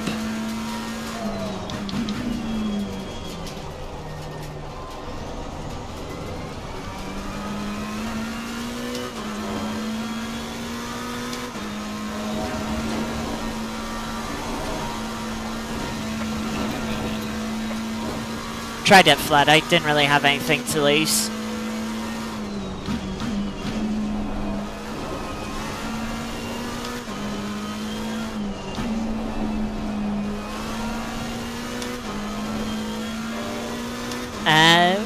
Tenth quicker through that right-hander there, so definitely like a couple of tenths in the lap.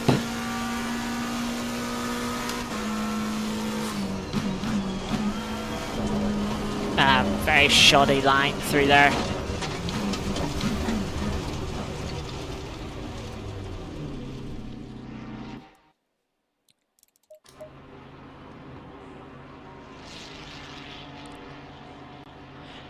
So for having no practice, I will absolutely take P6 if we stay there. Only using about 3.1 litres a lap. Do you want to pay up the TC though?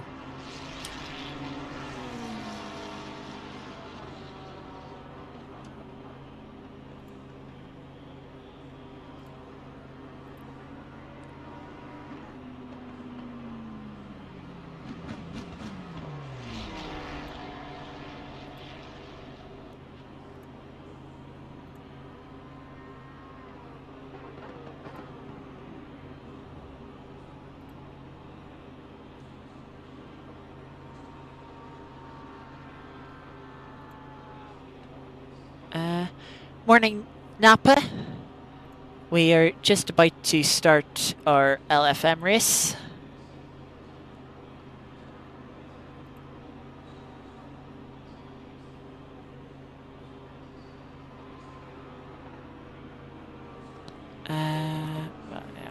3.1. Drop down to 7th now. Ooh, just half a hundredth separating the top two.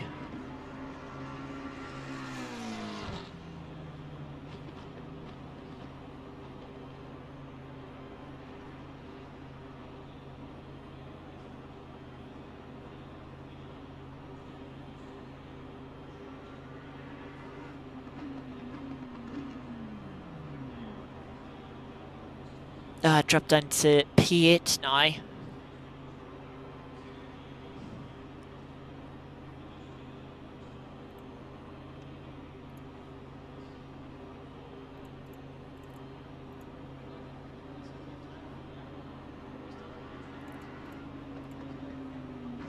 So we should see 14 laps. So we'll need 44 litres of fuel. Let's finish there in P8. The top 10 are reasonably close together, but then there's a bit of a gap back outside of the top 10. The setup thing. Whenever you go into the setup, the game just automatically levels your car out just above the ground as if you were on air jacks. Well, obviously the car wouldn't be level if it was on air jacks.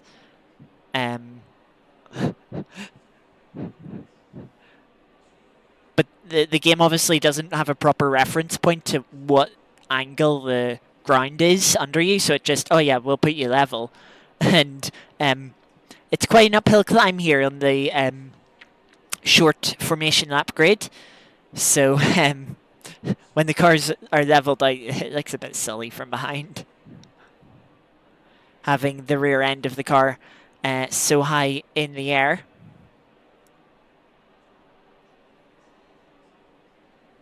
So we want 45 litres of fuel. Tire pressures.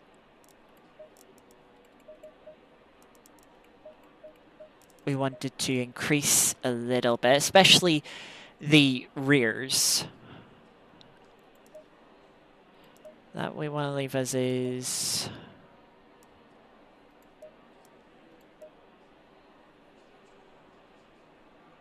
Yeah, everything else I think I want to keep as is.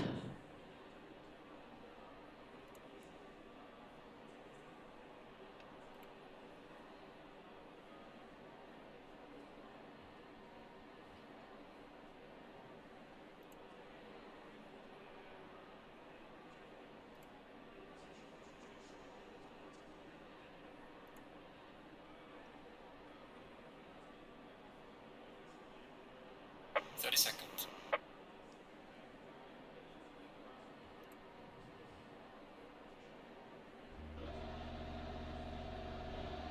20 seconds. Right.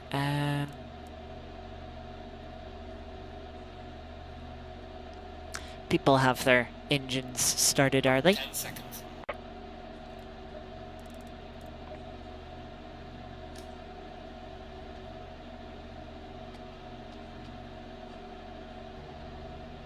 Stay in double file.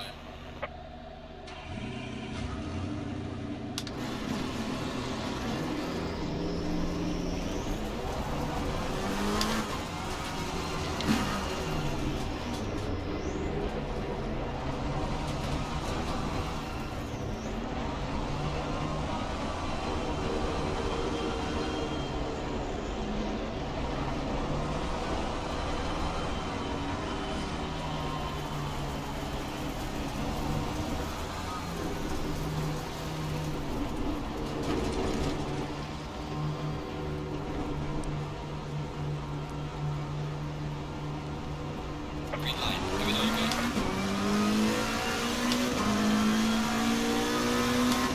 Very even start with the cars around us. Clear on the right.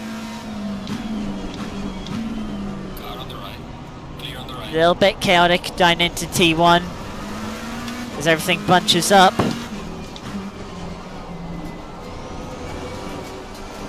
We have a Garage 59 liveried McLaren Car on the right. on our outside. We're just going to make sure we're on the inside here for this left-hander.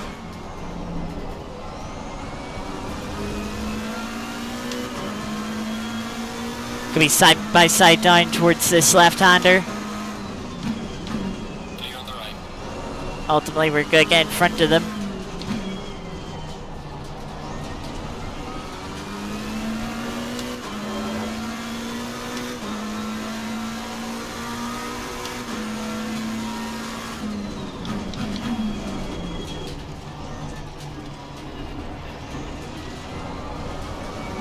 Give the McLaren in front a little nudge.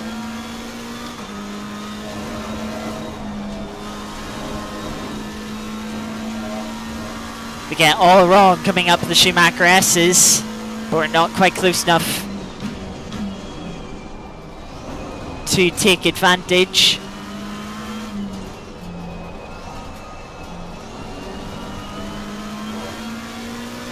But we're up to P6. 2 places up from where we qualified.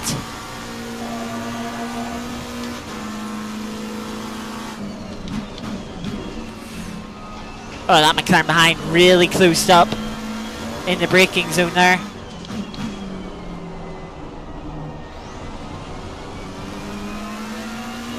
McLaren in front getting a good drive off the final corner.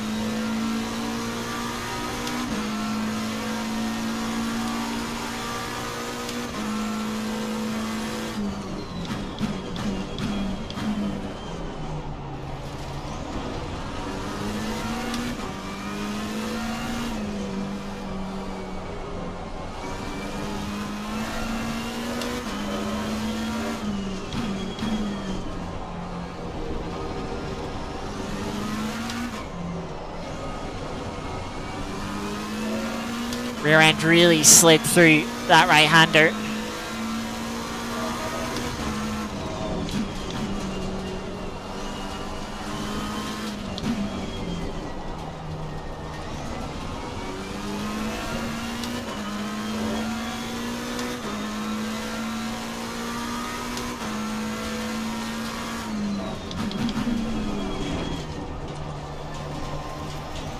Just into the back of the McLaren again.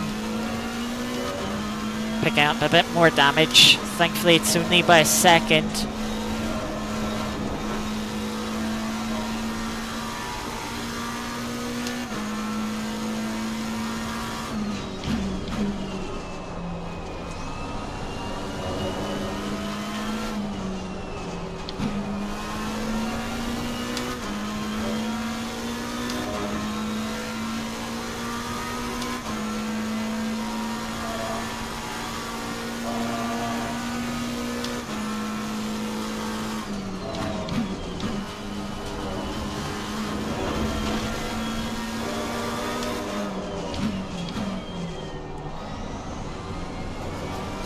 Try and get a good drive off this final corner crash. Back, further back in the grid at the chicane.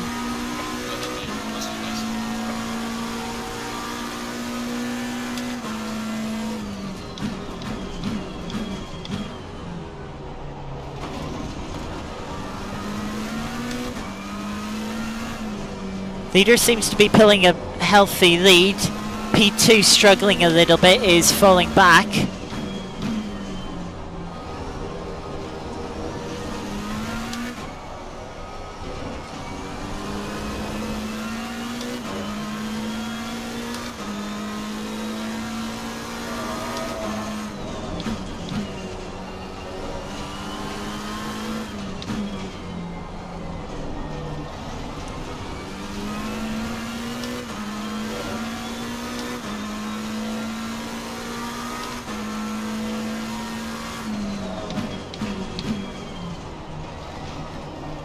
First lap we haven't ran into the back of the McLaren in front at the hairpin there.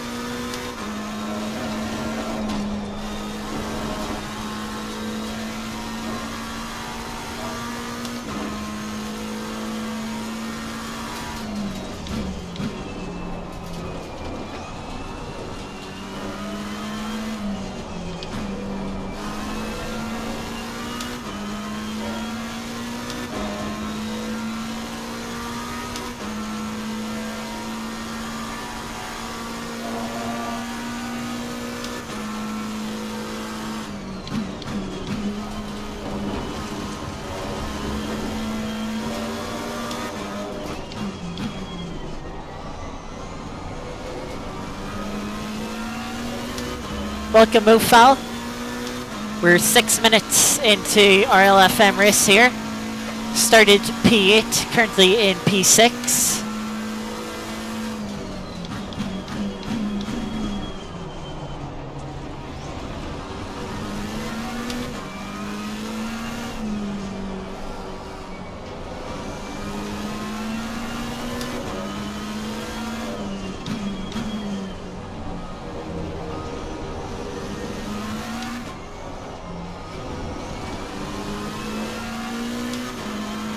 Good drive out of there. Gonna be on the outside here though. Car on the left. Clear on the left. Car on the left.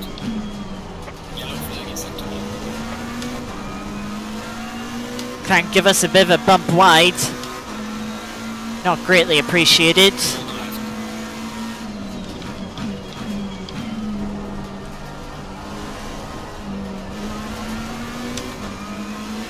We lose outplace because of that.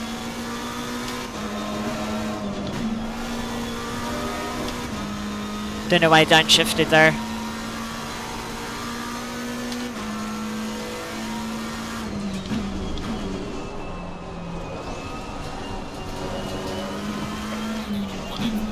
That was a harsh warning, but we were just slightly out. Not sure why the car in front is defending there. Just compromising their momentum.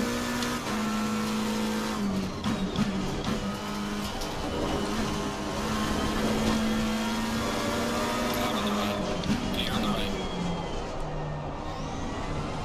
right. They're pulling into pit lane. I don't know what for. Maybe they didn't put fuel in. Maybe they had quali fuel in.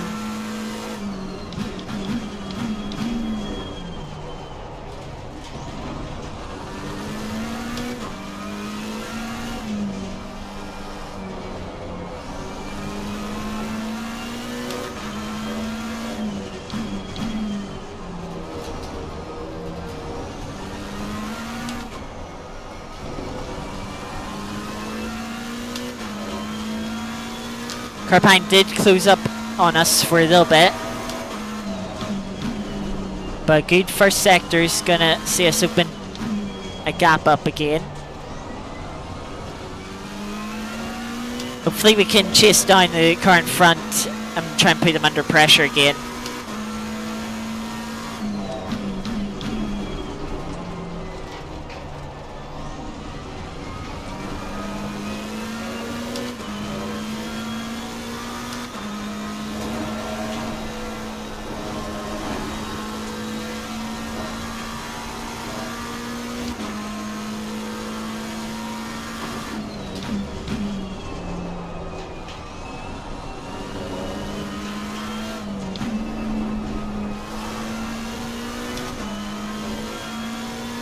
See, the cars in front aren't really fighting with each other anymore, so they're not slowing each other down.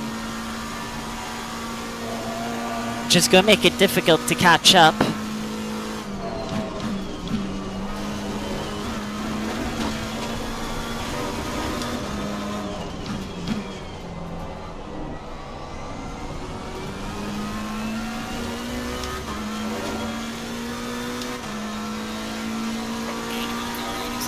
We were faster by 1/100th than the car in front last lap.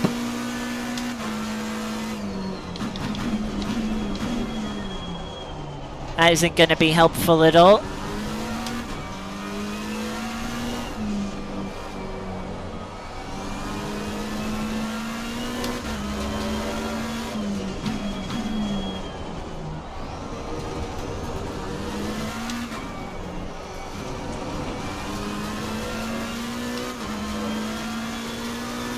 I don't know why that was a no time gained, but we'll take it. I'll tell you what though, my safety rating after this race is going to take a little drop. After all the little bumps and a few off tracks. 3 tenths up on our Delta though.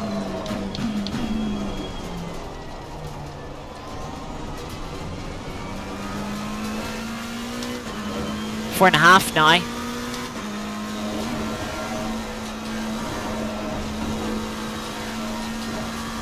Half a second.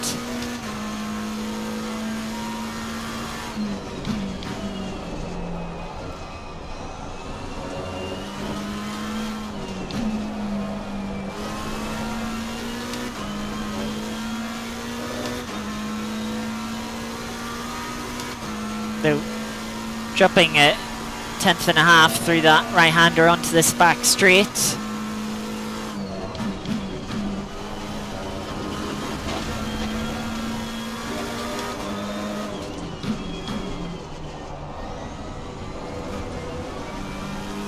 Per final corner, dropping another 1/10, but still 0.11 quicker than the car in front this time.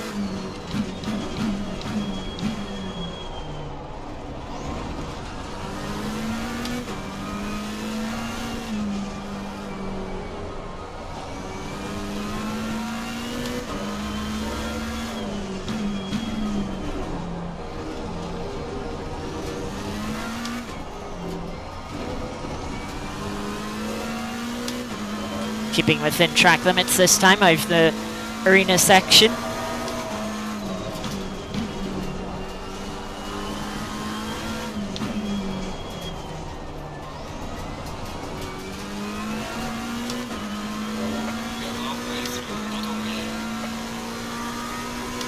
We are closing in on the car in front, but the gains, it is slowly.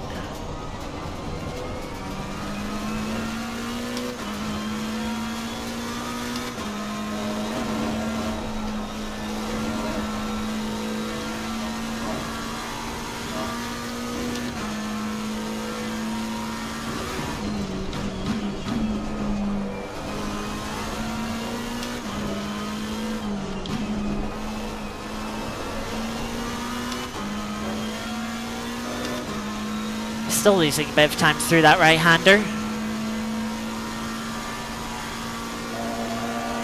Not as much as we did last lap.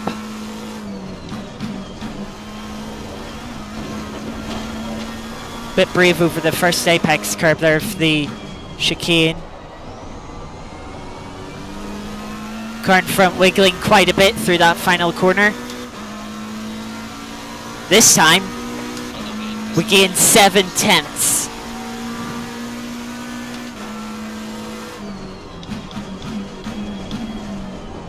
Yellow flag in sector 3.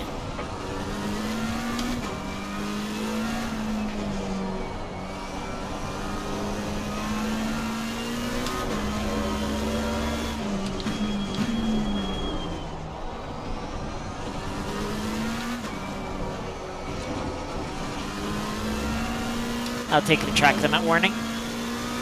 It's not even going to be a warning.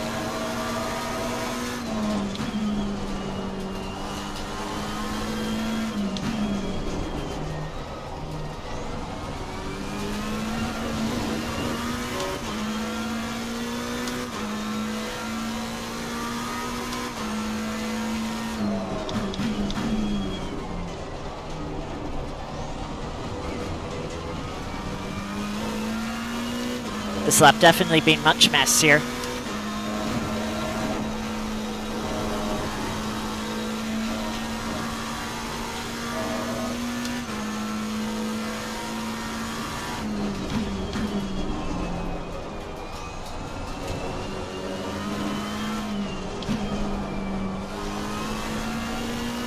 Three off tracks in one lap. Yeah, my safety rating is going to go down the drain.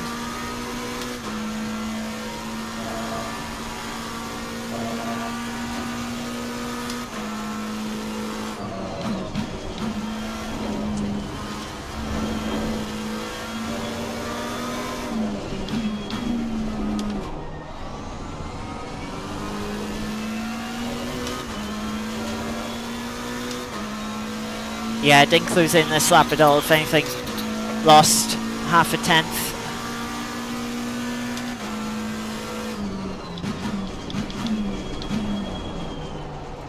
Wide at T1. Looks like there's a bit of a battle brewing for third place.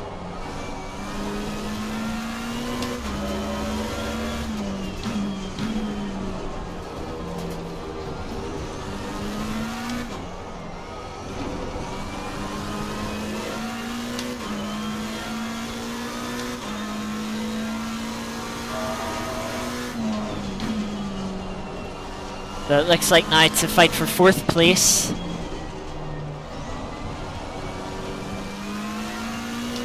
Which could help us. Tire pressure is still a bit low despite the fact I increased them. Maybe getting a bit of pressure loss.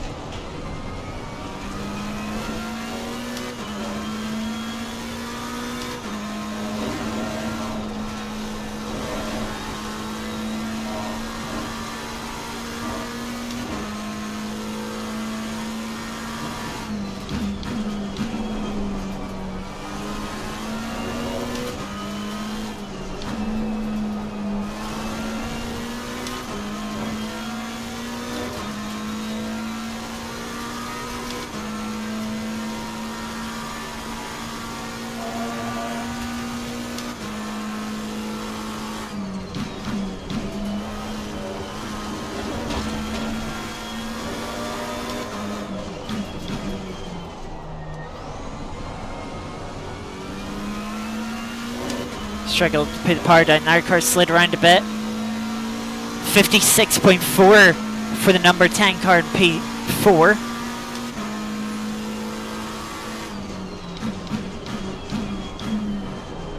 Look how much we gained in the braking zone there.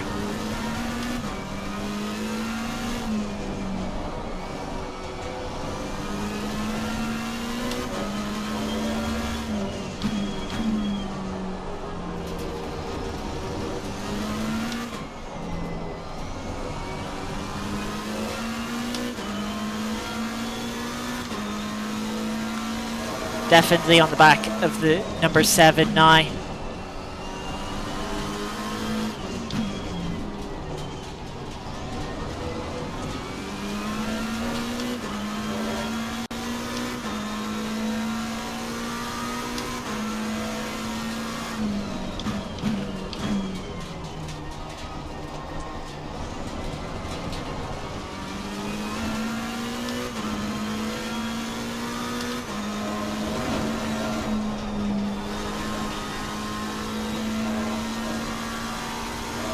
Now gate line through Schumacher S's.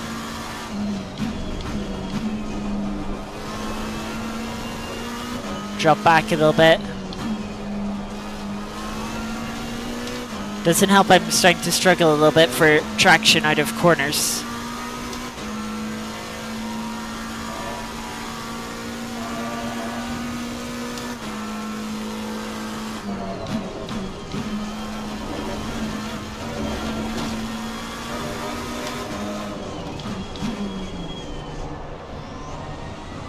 Car slid around a lot on the entry to the final corner there. Cost me a bit of time. It's identical time to the car in P4 that lap.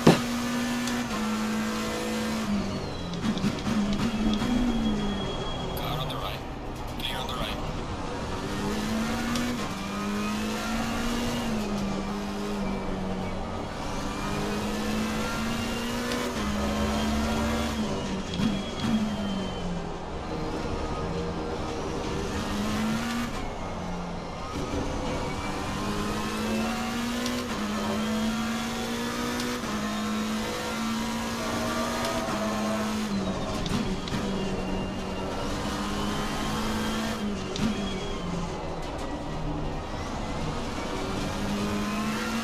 If I didn't have the slide in the exit of the corner there, might have had an opportunity down towards the hairpin.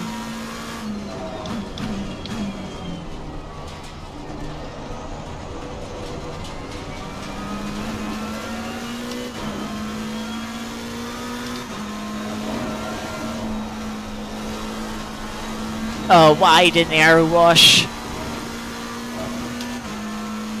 If you can get that inside curb on the left hand side of the Schumacher S's, it helps rotate the car. And it is essentially, well, it's basically essential if you want to go quick through the Schumacher S's.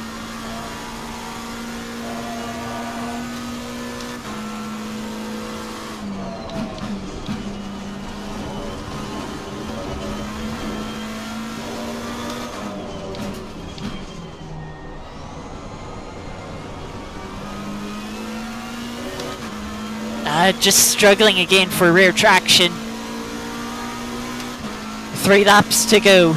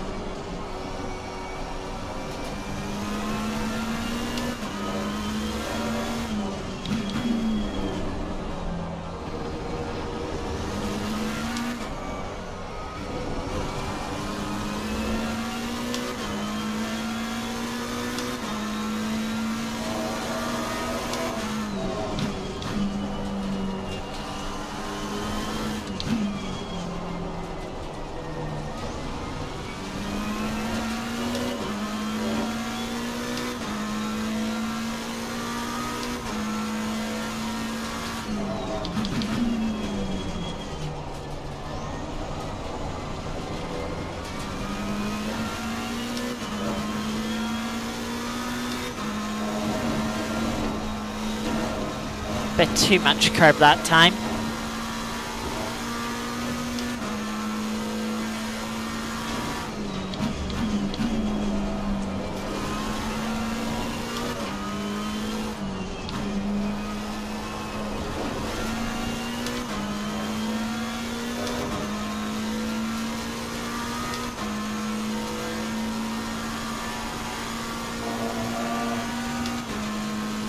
Might only be 1 lap to go, in fact.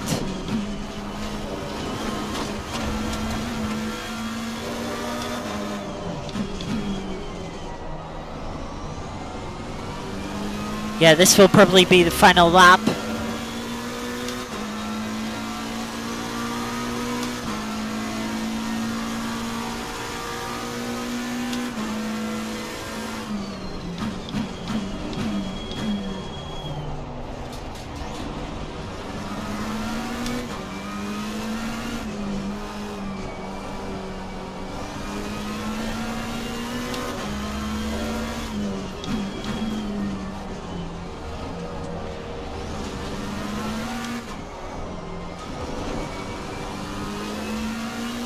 Big slide there for the McLaren. We're going to try this again, I suppose.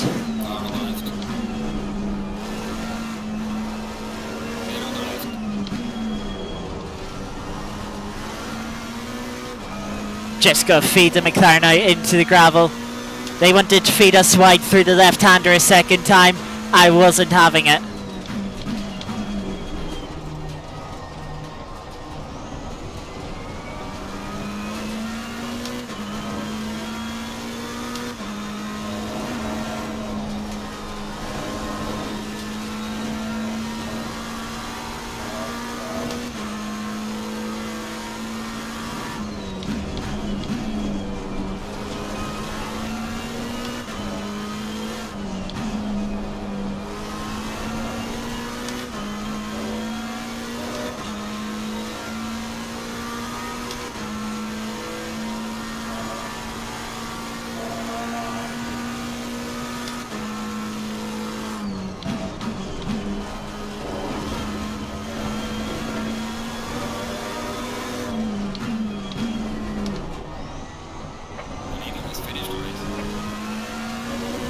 I have the final corner. We'll take P5 on the final lap.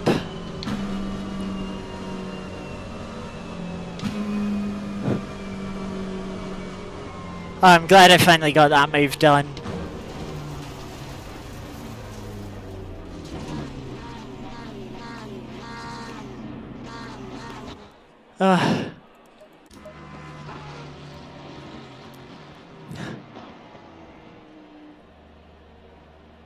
Oh, that was a bit intense.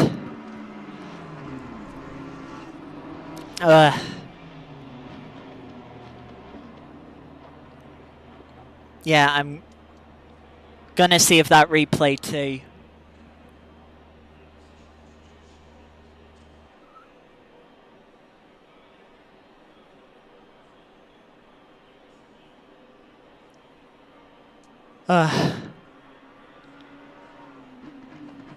Yeah, we'll wait for the final results. I can tell you now my safety rating from that race is going to drop so much because of how many contacts I had and then how many times I just a little bit wide off the track.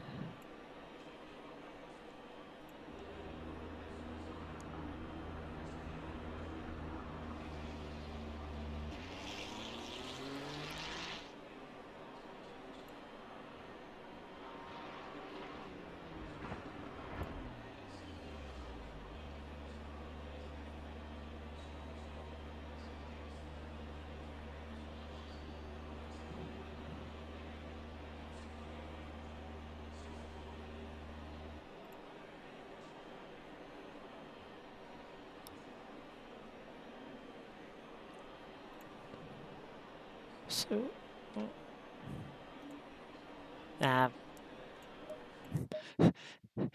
the car still had half a lap to do.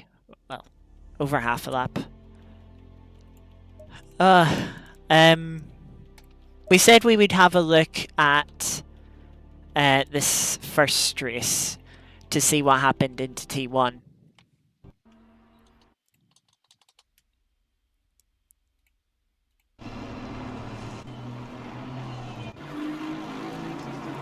So let's see here.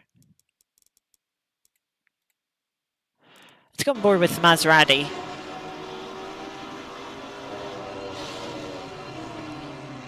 Oh, the McLaren tipped the Porsche.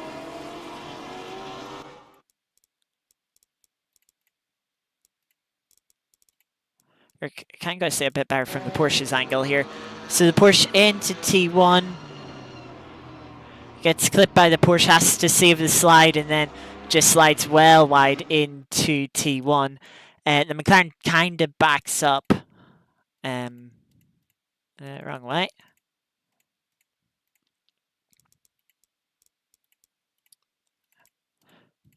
McLaren kind of backs up after making that move. The Porsche leaves them enough room if they stayed on, as if they stayed on the track. And that would give us the space to come through, not being held up.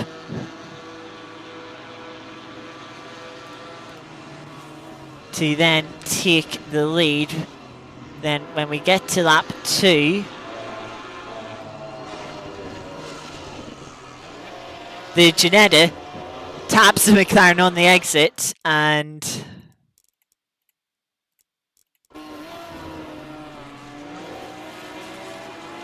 Jeanette gets a better run through turn 1, taps the McLaren on the exit and spins him off into the inside wall. Maybe a bit of karma for lap 1. But yeah, that was a bit messy. I can't remember. I don't think there was anything else in that first race that we wanted to see. I can't remember if there was there anything in the second race. Before we get on to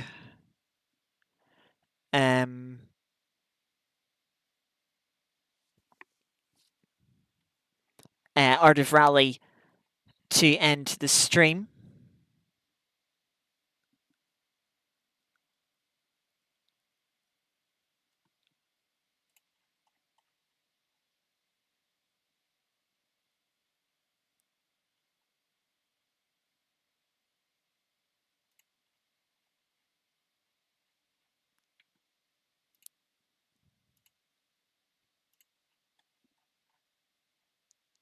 I don't remember anything at least, so yeah, I think we will just switch over to yeah, let's switch on over to Art of Rally then.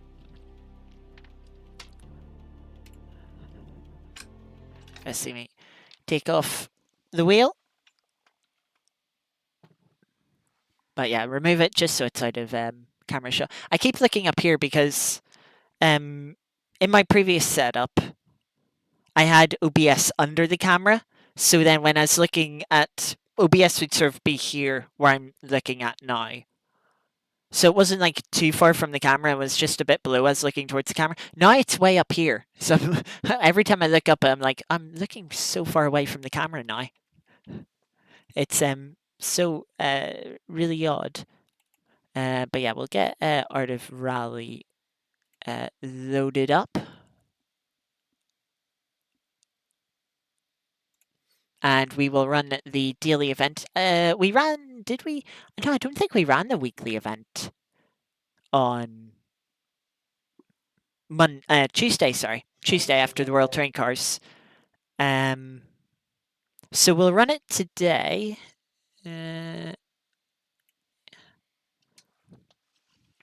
So we will. Right, daily event. We ran it on Tuesday. It was a good run. We were 20th when we did it. We dropped to 21st, but that's a good run in the top 5%. Let's see what we can do this time. Group B at Indonesia, 2.7 mile stage, but we are in the rain.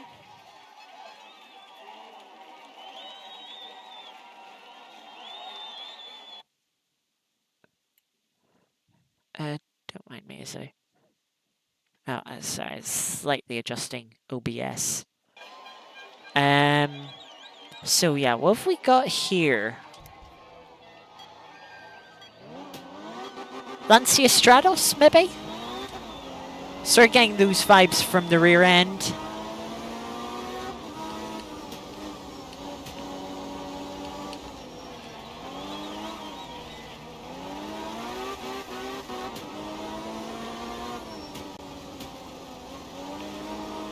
Some tricky corners over crests. Gotta be extra careful in the rain. You know, those corners are bad enough in the dry as you go over the crests. But then when the grind is slippery, they're just extra dangerous.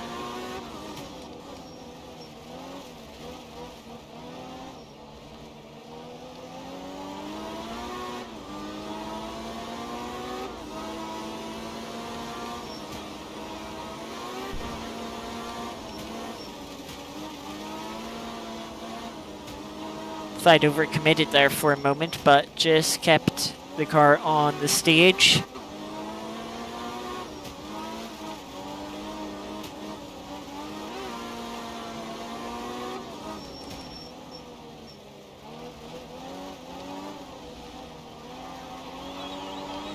Car sliding around quite a bit, these low speeds.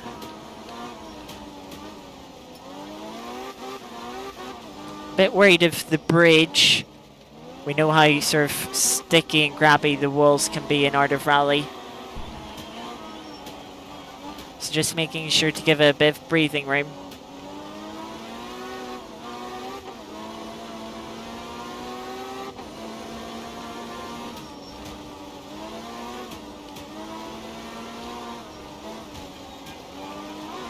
There's the finish. So across the line, 1:56.223. Yeah, I think it's the 037. So that puts us in 22nd, top 10%.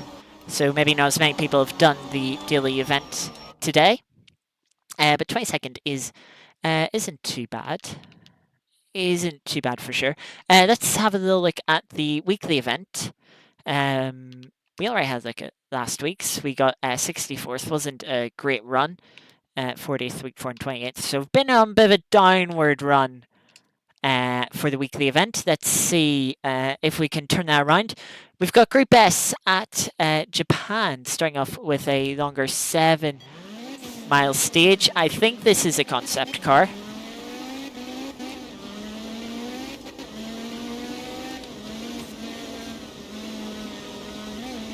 Doesn't really look like anything I know in rallying.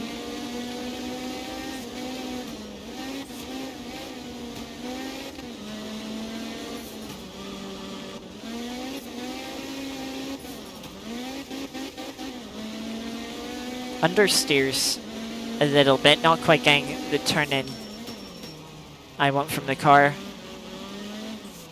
You have to really rely on the weight transfer. A little bit wide there. Yeah, we did have this for a recent event. I think you're right with it being Norway, I think it was, when we were going across the frozen lake.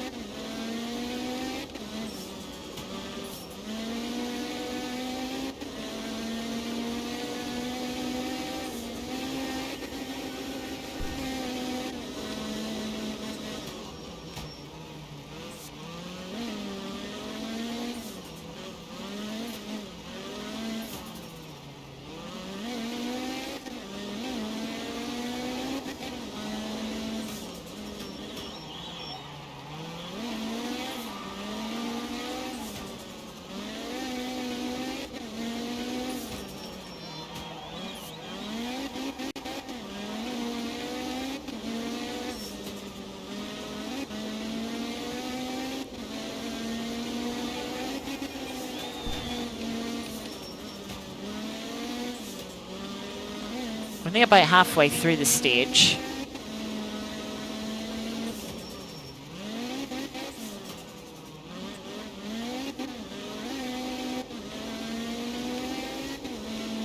Still a long way to go, 2.5 minutes into it.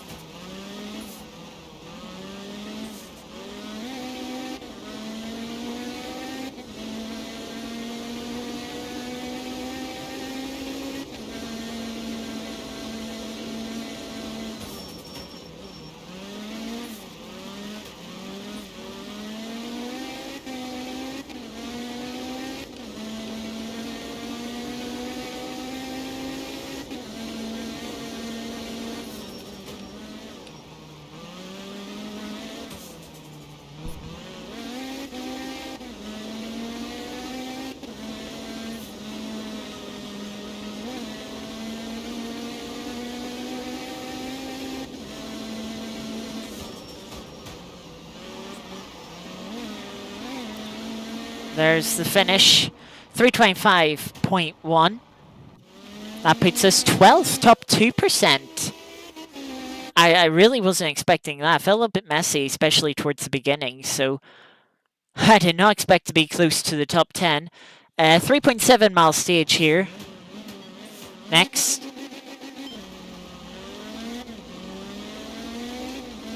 But perhaps maybe other people are struggling with the car.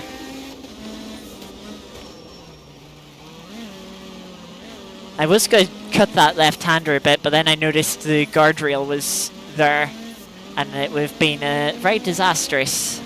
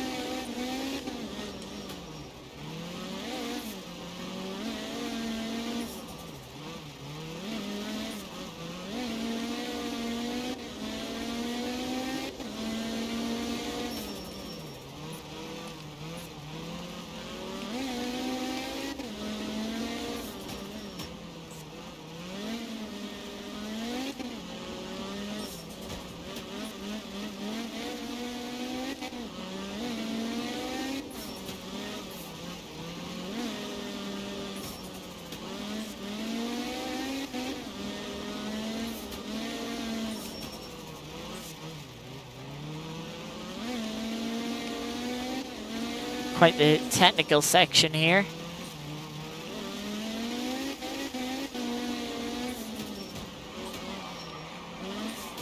Oh, it just clipped that hay bale. Luckily it just sort of pushed the car out of the corner, didn't cause it to spin around or anything.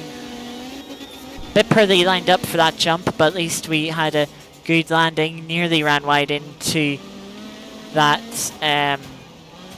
telephone pole.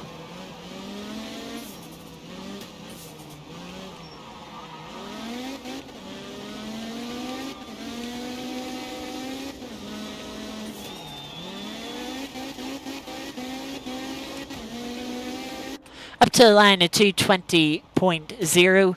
That drops us down to 16th.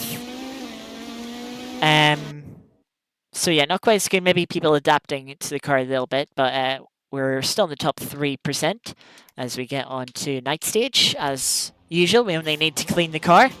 No other significant repairs to be made.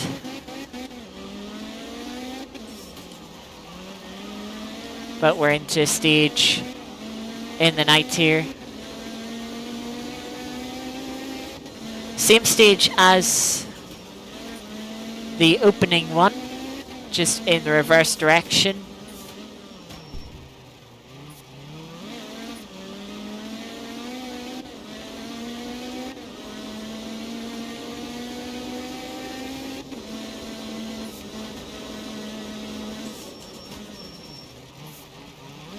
So maybe people will struggle again and will get closer to that top 10 once again. A little bit nervous going through these long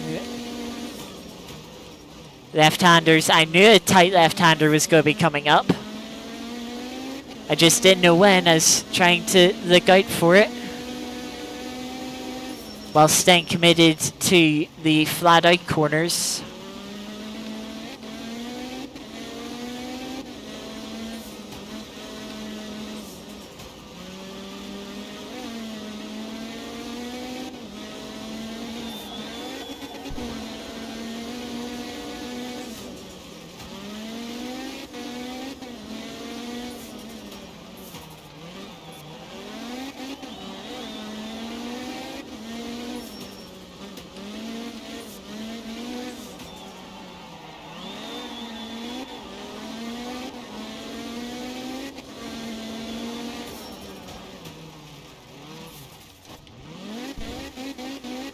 In deep to that left-hander.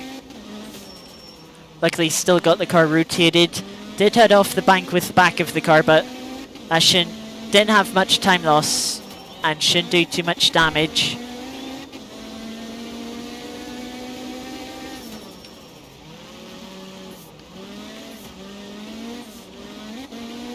Very messy through that sort of chicane complex. About 2/3 of the way through the stage. Still a minute to go.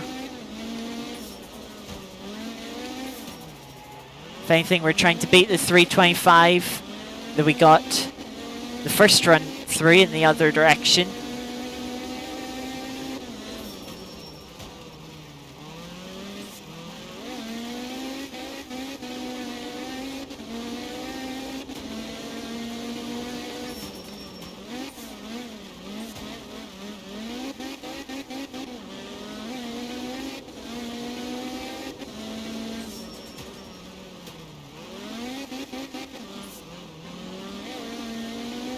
Up through the hairpins as we climb the mountain.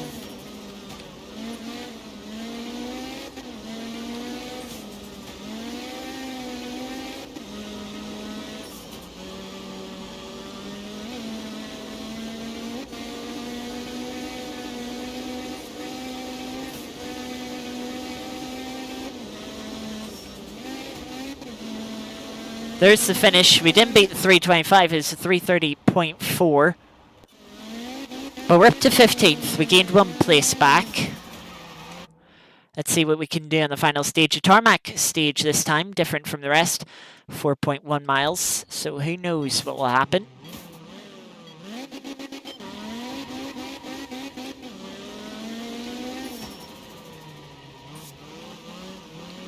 That's not a good start.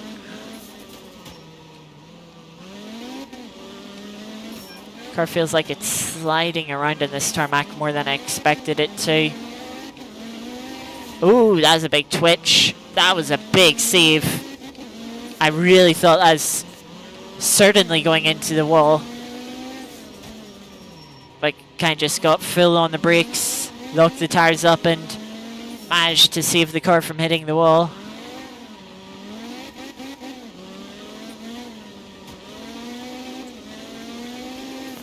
Oh, not that time. Just brought the car too far over to the right hand side. Definitely going to have damage now.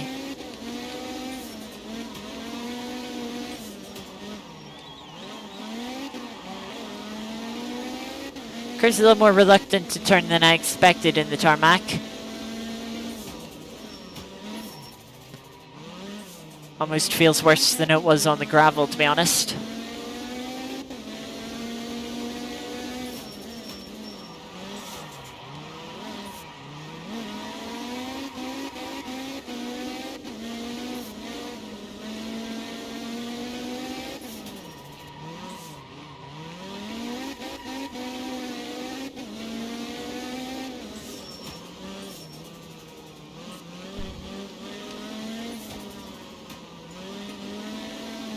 Just clipping those flagpoles, but keeping the car off the wall.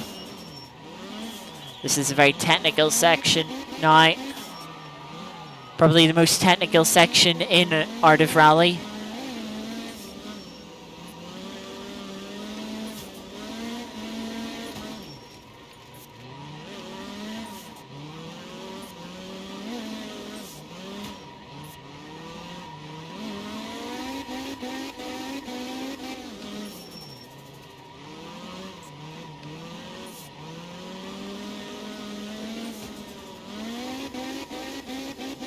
A lot of tire screeching going on with this car.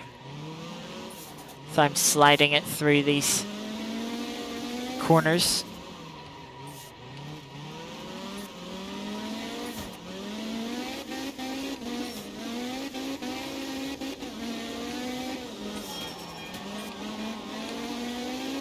Isn't the nicest sound ever.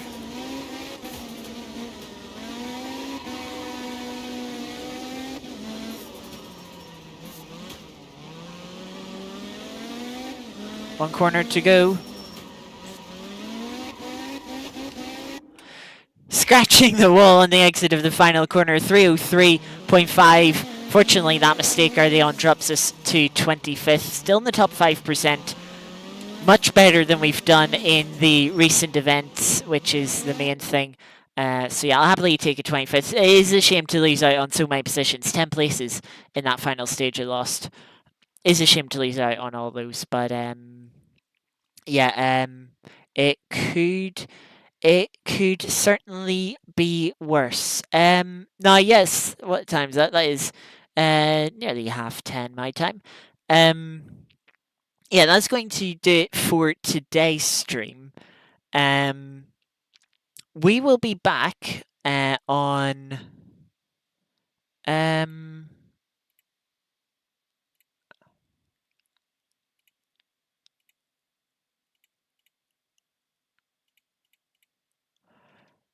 we will be back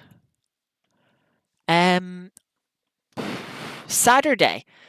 We will be back. We've got an extra little stream. We have got. I'm going to get a little photo for it. Does that not count? Oh, maybe.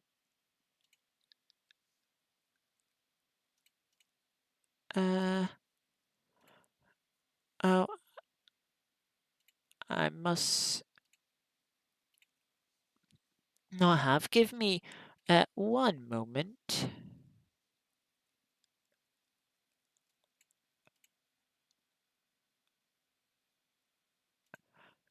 No. Right.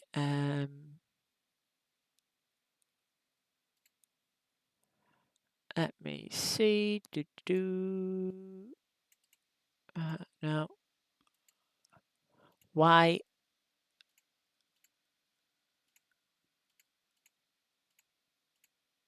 Being funny.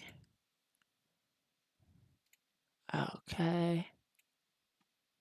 Right, but yes, we will be back on Saturday for the 2 hours of Fuji. That will be starting. Let me just have a little check. The server for practice launches, I believe, 7 p.m. But then the server launches at 5 p.m. So qualifying starts at 7 p.m. UK time. Then the race will start at about 7:30. So stream will be starting about 6:45, maybe a little bit earlier than that. So yeah, that'll be about 1 hour earlier than normal. And then after Saturday, the UK and some other countries around the world are coming out of daylight savings. So, depending on where you live, times may shuffle about. If you live in the UK, it's not going to change, as I'll be changing around. I'm in the UK. It'll be changing for me too. But if you're outside the UK, it might be changing. When I schedule the streams for next week, you'll notice if the time is a bit different or not. That that if it changes for you or not.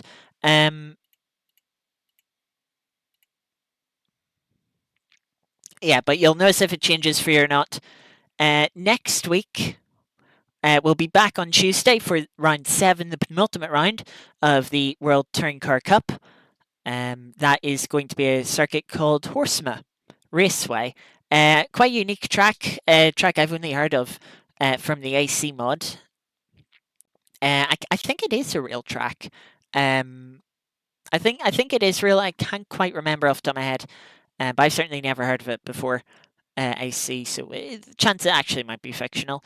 We'd have to check up on that. But yeah, it's a nice little track. Should be fun to drive around for the World Touring Car Cup on Tuesday, and then on Thursday we'll be back penultimate round of the GT4s once again, which will be going to Watkins Glen. So that should be good fun. Watkins Glen, always a good track. Not as enjoyable in GT4s.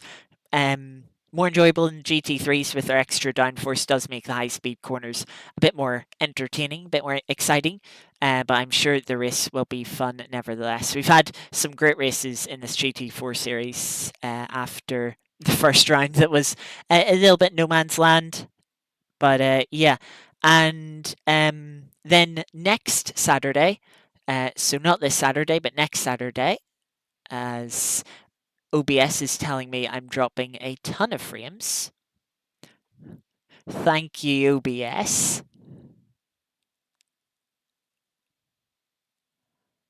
I would love to know why.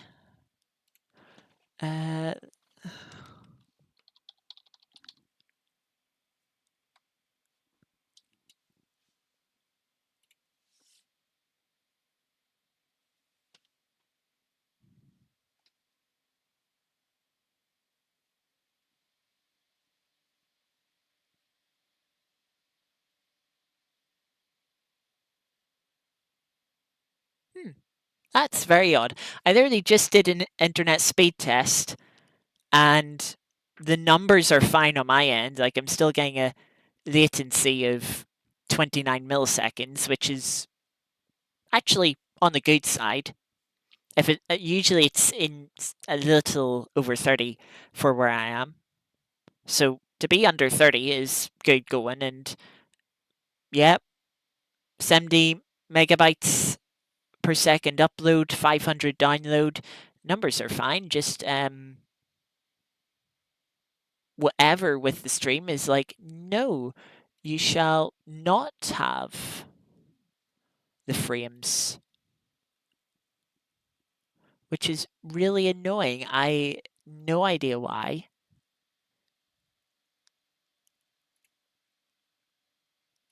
At least it has happened now rather than during the racing earlier on.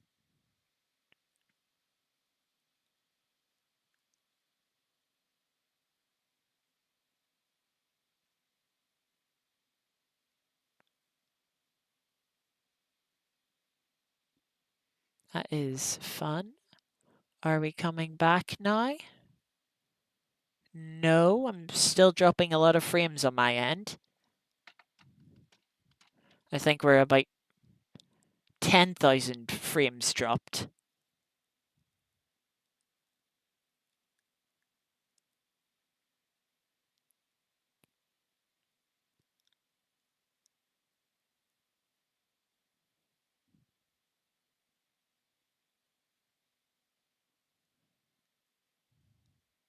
It's giving me a number of kilobytes per second rather than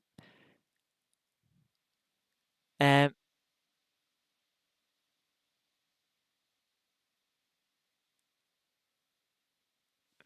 hmm, 20 megabytes. No, it's meant to be kilobytes.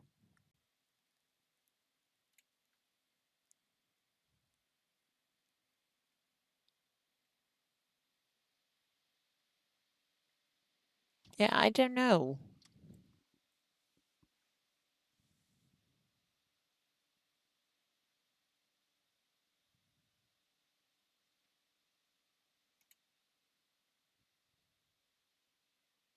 This is very odd. Everything on the PC end seems alright. The internet speed test was fine. Must be like a YouTube issue or like a networking issue.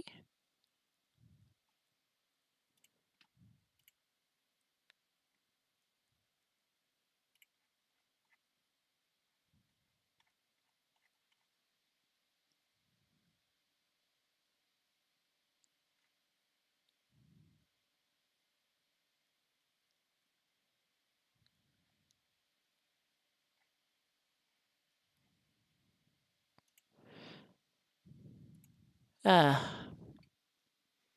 I. Is it coming back? Looks like it's coming back now. Yeah, so 14,000 frames dropped there. That's a good few minutes of just constant frame dropping, which is greatly appreciated. Thank you, internet. So yes, as I was saying, Tuesday World Touring Car Cup at Horsma, usual time, starting by 8 p.m. UK time. Thursday, penultimate round of the GT4s at Horsma Raceway. And then another LFM GT3 race. I don't know where we'll be next week, but we'll find out. Today's race went well without practice. Hopefully next week's does as well. And then on next Saturday, so that's this Saturday we have the 2 hours of Fiji that I showed.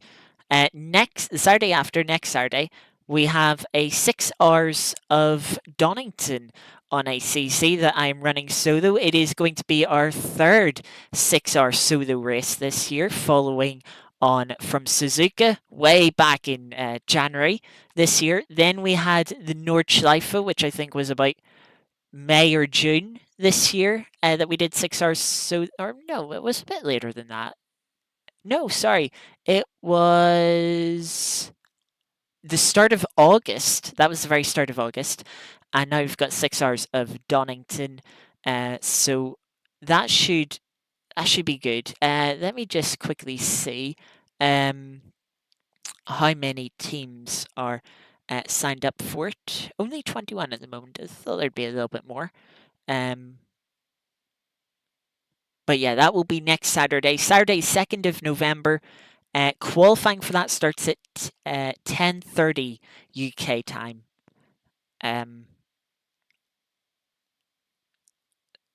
And interestingly, that race will be running with a 50-minute stint timer rather than the normal 65. So that'll be an interesting race. It doesn't mention limited tires, so it doesn't. So yeah, it'll be interesting trying to work out strategy for that one. It's not going to be your standard straightforward. It's going to be a bit more interesting. But yeah, we'll have that next Saturday. And one last thing with streaming, as a couple of you may be aware, I got a new graphics card this week. That was one of the things I was doing on Tuesday night after the stream, and after some initial testing, it seems like I might be able to record and stream WRC, World Rally Championship. The game, that is, the EA game.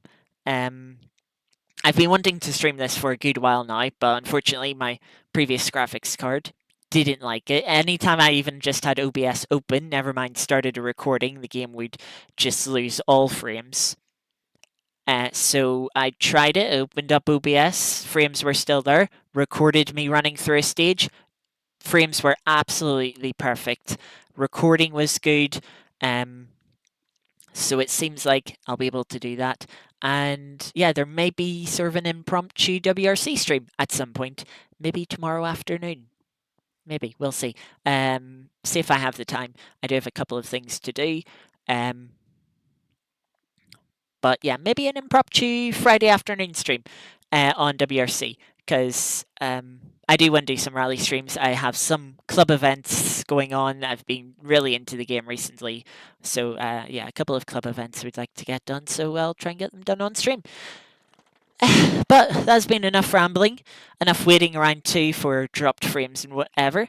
So yes, I'm going to leave it there for today. Thank you all very much for watching and for being here. Iris, Geeky, Napa and Mofal for dropping in. Hopefully I will see you all on Saturday. If not, I'll hopefully see you next week. And yeah, in the meantime, enjoy the start of your weekend. Hopefully, if you missed Tuesday's World Touring Car stream, there's going to be a highlights video of it coming out tomorrow, because there was some great racing in that. So there'll be a highlights video of that tomorrow with replay cameras too. Should be fun to watch. But yeah, until next time, have a good start to your weekend. Take care, and I will see you next time. Bye bye.